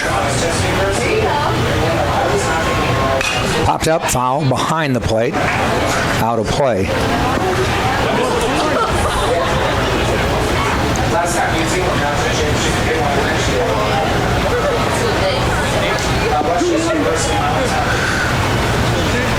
So did you get to see a few games in Shea Stadium over the years? Oh yeah, tons of games. My family had a Saturday plan for Mets games at Shea from I think 1992 or 3. Okay. Well, you were a youngster then. No, I wasn't even alive then. I had a seat for those games before I was even born. And then 2008, when Shea Stadium was closing and Citi Field was opening, my dad decided to get season tickets because he thought we weren't going to get any tickets at the new ballpark. Okay. He was worried the demand would be? Yes. Foul back. Did you like Shea? You know, Shea is interesting because there's so many memories and it's such a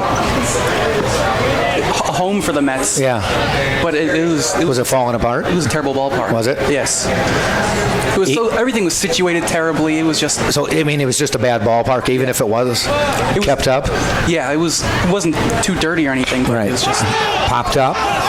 They're calling for it. Servant throws the mask away, gives way to Perry, who makes the catch to end the inning. So, sorry we had some play-by-play there. We'll go to the bottom of the 8th. Spartans leading 14-0, and Shea Stadium continues. You know, as I said, there's so many memories at Shea, but it wasn't fit for today's game. Yeah. Citi Field is just one of the best ballparks in the league. It's unbelievable. I think people really miss Shea for the memories. More than anything? Yes. Yeah. They don't really realize what it wasn't. Like, the only way to go down in Shea Stadium were ramps. There was so many ramps. I always saw these things, yeah. And you had to make sure you picked the right ramp, otherwise you might end up in no man's land. I remember that Really? specifically, yeah. And to get to the Diamond Club, the only club who was like on the press level, of course you had to take a ramp to get there. Yeah. There was only like 2 ramps that went there out of the 20 whatever that they had. You had to figure it out? Yeah. And there were signs, but it was bad. It was a bad ballpark. Of course, I grew up with Wrigley Field. That's one of the best. It's one of the best, even though they've modernized it as best they redoing it can. now. Yeah. I do not like the fact the bullpens are gone. Is it weird for you also that there's scoreboards now in right and left field? That doesn't bother me that much, but I thought the bullpen should have stayed. But they did it. Put more seats in. Yeah, more luxury seats, more money. You know, the Bartman seat is still there, but it's not a front row seat anymore. Yeah. Well, now they can have another seat down there. Yeah. Yeah. One of my favorite ballparks to visit is Petco out in San Diego. I've never seen that one. That's one of the nicest ballparks I've ever been to. Especially it's San Diego. The weather is amazing. It's perfect out Then there. above, beyond the center field fence, there's a huge park, Okay. and it's just awesome. Food there is great too.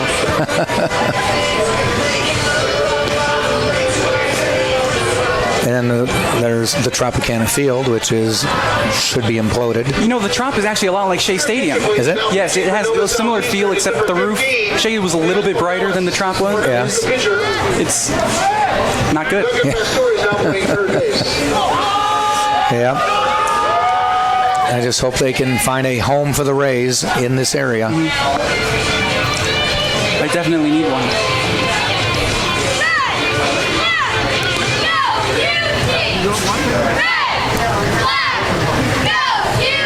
Yes, folks, we have cheerleaders at the game.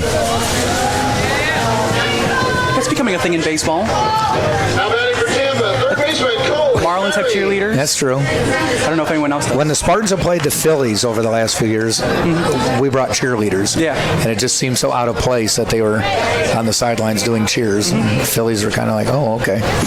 It's their ballpark too. Yeah. This is Cole Perry at the plate.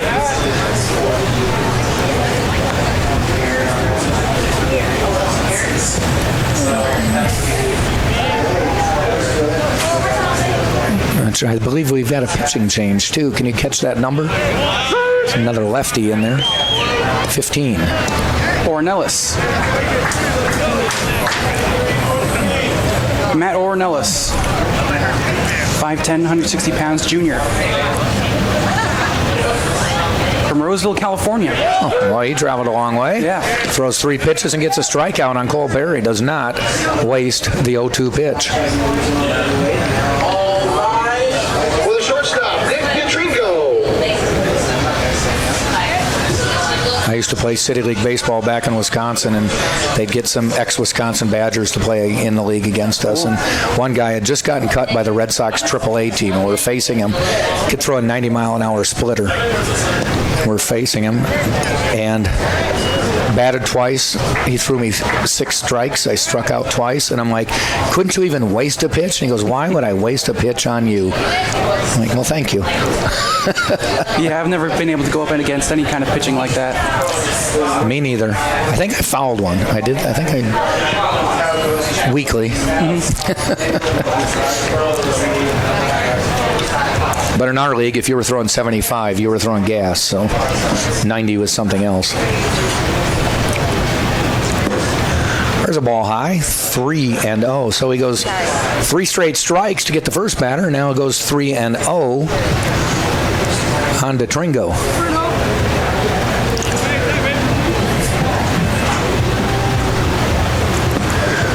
And he throws 4 straight balls to walk them. So Joe Urso opting not to pinch hit for anybody. I know, going back to my City League days, our players, we'd get in games like this, and I was the manager for a couple of years, and our starters hated it when we'd get a game like this because I'd sub, and they're like, come on, but if I keep playing, my average is going up. Yeah. You got to get other people in sometime. I know.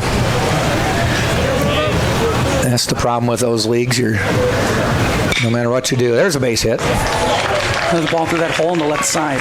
Freitas with the base hit.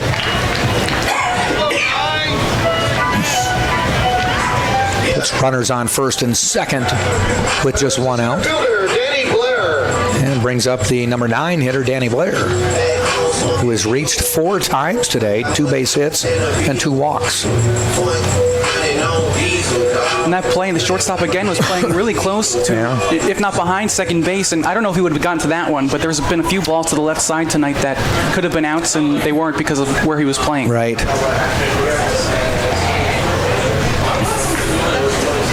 Spartans lead 14-0. Blair check swing, calls strike. Playing him fairly deep. Not only has Blair reached 4 times, he has scored 3 times. The one time he didn't score, he got to third and was stranded.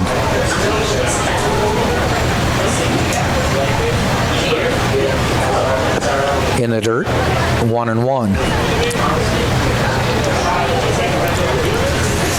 Looks like Pickman will maybe come out for the 9th. I don't see anybody warming up, and I did not see anybody prior to that. Yeah, no one has been really stretching at all, just kind of hanging out down there. A couple loitering down there, but I didn't see anybody throwing.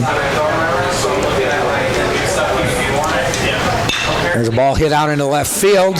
It's going to chase Diaz back near the wall, and he makes the catch near the line, and everybody scampers back to second and first. That ball carried a lot more than I thought it would off the bat. Yeah, it kept hooking toward the line.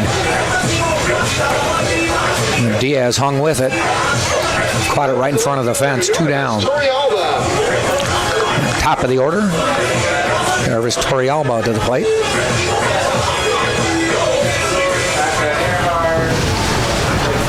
Temperature right now 71 degrees. Ooh, it's plummeting again. Still no wind chill? Not that. Okay.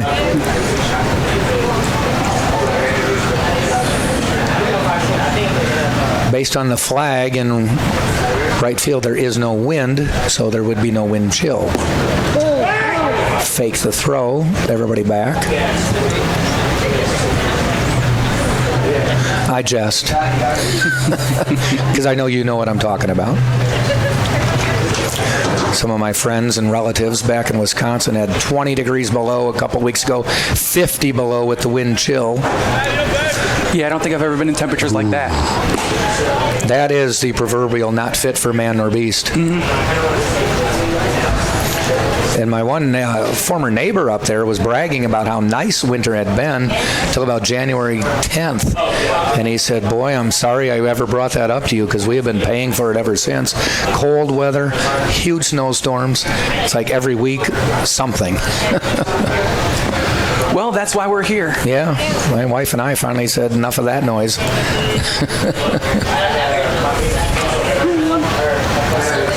2 balls, 1 strike, 2 outs. Torrealba at the plate.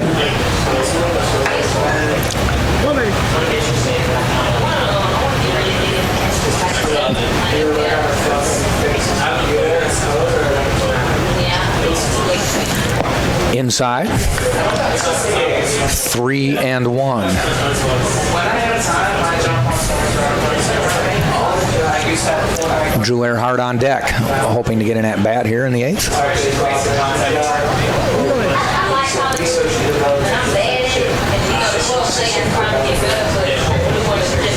The 3-1. Hard pitch, fouled off, full count. Runners can get going if they want to.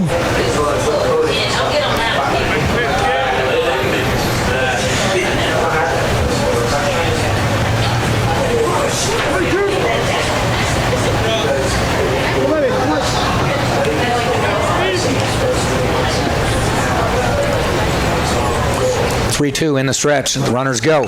Fly ball foul.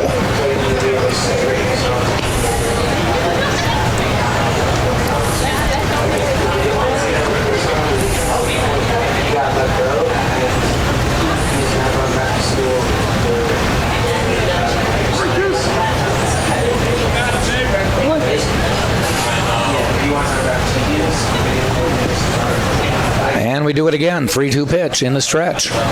Runners go. Ball out. Called strike 3. Wow. I was ready to give him the pass. That pitch curled right around the plate. It must have. He got the call there. Torrealba having a little bit of a discussion. I guess it's 14-0 in the 8th. Yeah. It's not on commission. Yeah. We'll go to the 9th with the Spartans leading 14-0 right here on TampaSpartans.tv. So 1 more inning to go. It looks like Pickman is back on the mound. Might as well keep that audition going. It had a very efficient 8th inning.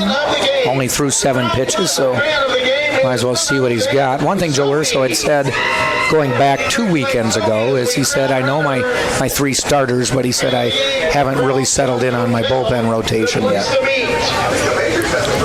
And I would think maybe based on last weekend, he probably still hasn't really decided what he likes. But this is a big weekend for the Spartans. After dropping 2 out of 3 last weekend.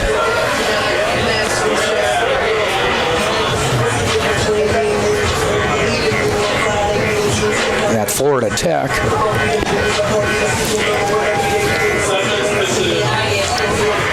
Pitch hitters here, guys. 7.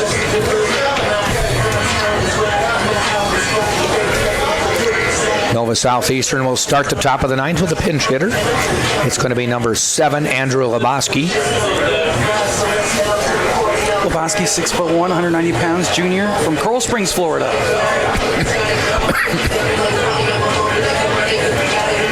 In the 9th inning for Nova Southeastern, we have a pinch hitter, number 7, Andrew Lebowski.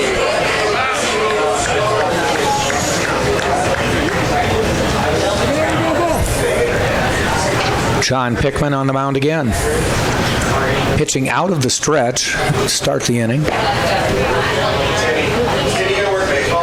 First pitch is a ball.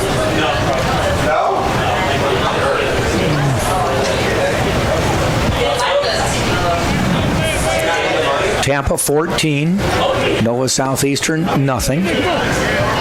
Top of the 9th, 2-0 count on Lebowski.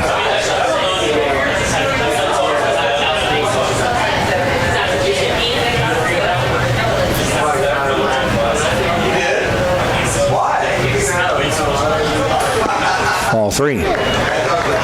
This is why Joe likes them to pitch one more inning, even if they look efficient in the previous inning.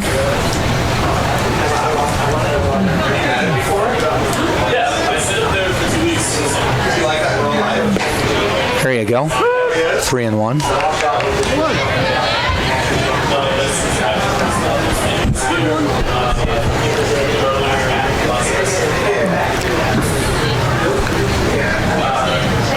And he walked him. The dreaded leadoff walk. Let's see if he scores. Yeah, he came in last. I wasn't doing it. Another pinch hitter coming to the plate, number 42, Jarrett Hall, 6'5", out of Tamarack, Florida.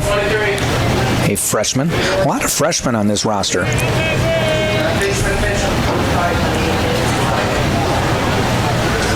I would say almost half the team is underclassmen. That pitch hit him. And he hit him. Well, this is not what you want to get out of the 9th inning and go home. Yeah, someone was starting to stretch down in the Spartans bullpen. Yeah, See if they start to get up soon. You don't want drama.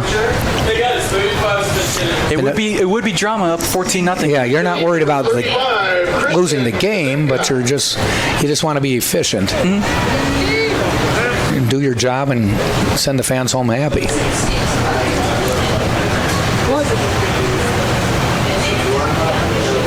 This is another pinch hitter, number 35, Christian Kuzemka. He is a grad student from Wasco, Illinois. Went to Elgin Community College, just outside of Chicago.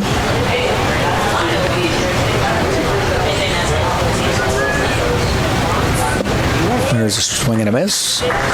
Pickman just got to throw strikes, let the D take care of it.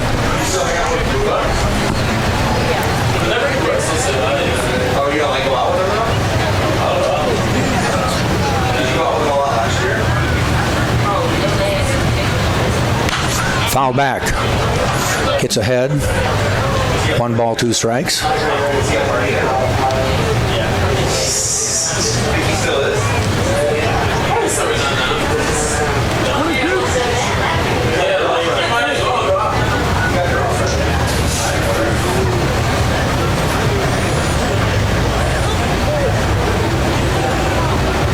Ground ball out to short, could turn 2.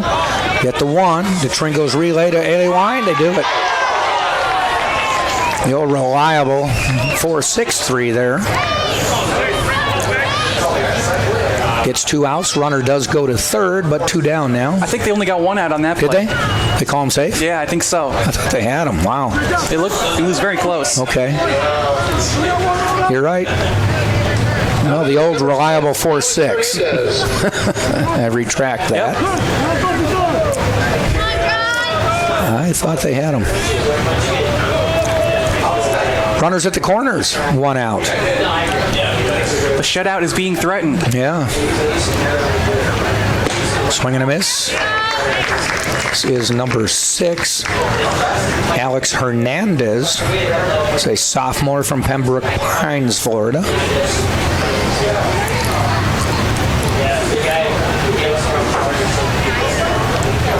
Foul back. Would have been right in my hands had there not been a net. I'd have dropped it. You ever caught a foul ball at a ball game? I had one hit my hands and bounce away. I've caught 3. Did you? You Yeah. got them all? Yeah. Yeah? But I had a glove, so. Okay. I've gotten some at minor league games, but I don't count that. Nice job by Pickman to come back and get the called third strike, 2 down. Nasty there, 0-2 count goes Yeah. with the big hook. And it'll bring up Now batting number 18, Joe Raffelli. number 18, Joe Raffelli, a freshman from Lithia, Florida. So nothing but pinch hitters here in the 9th. See if Pickman can preserve the shutout. Just a little bit low and outside. Runners at first and third. Klaboski at third. Kazemka at first. The 1-0. Runner goes from first, fouled back, he'll come back.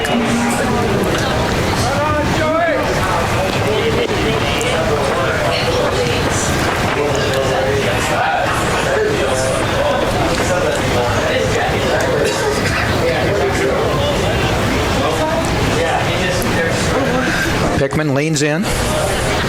Now to the stretch. Runner goes again. Ball hit deep down the left field line. Is it going to be fair? It is foul. Wow. Close. I don't know if that one went out or not, but it was deep. I think no one's getting the ball. I think it did. Yeah. Foul by about 4 feet. That is what you call a loud strike. When it goes into the corners, it's really hard. Yeah. It's dark down there. And so oftentimes we just wait to see how the fielder reacts to figure out if it went out or not. Yeah, the lighting situation in this ballpark is interesting. Along the outfield fence, the lights are right against the outfield wall. Yeah, so it's kind of shaded, 15 feet out from the fence. Runner goes again, ball outside. Runner will not get credit for a stolen base, as they call it catcher's indifference. He's like, whatever. It doesn't matter. I could have if I wanted to, but I didn't want to. Well, no one was covering the base anyway, so. Yeah, it takes a little bit out of the equation. 2 balls, 2 strikes, 2 outs, and 2 on. Little shoulder shrug from Pickman and the pitch. To third, Perry across.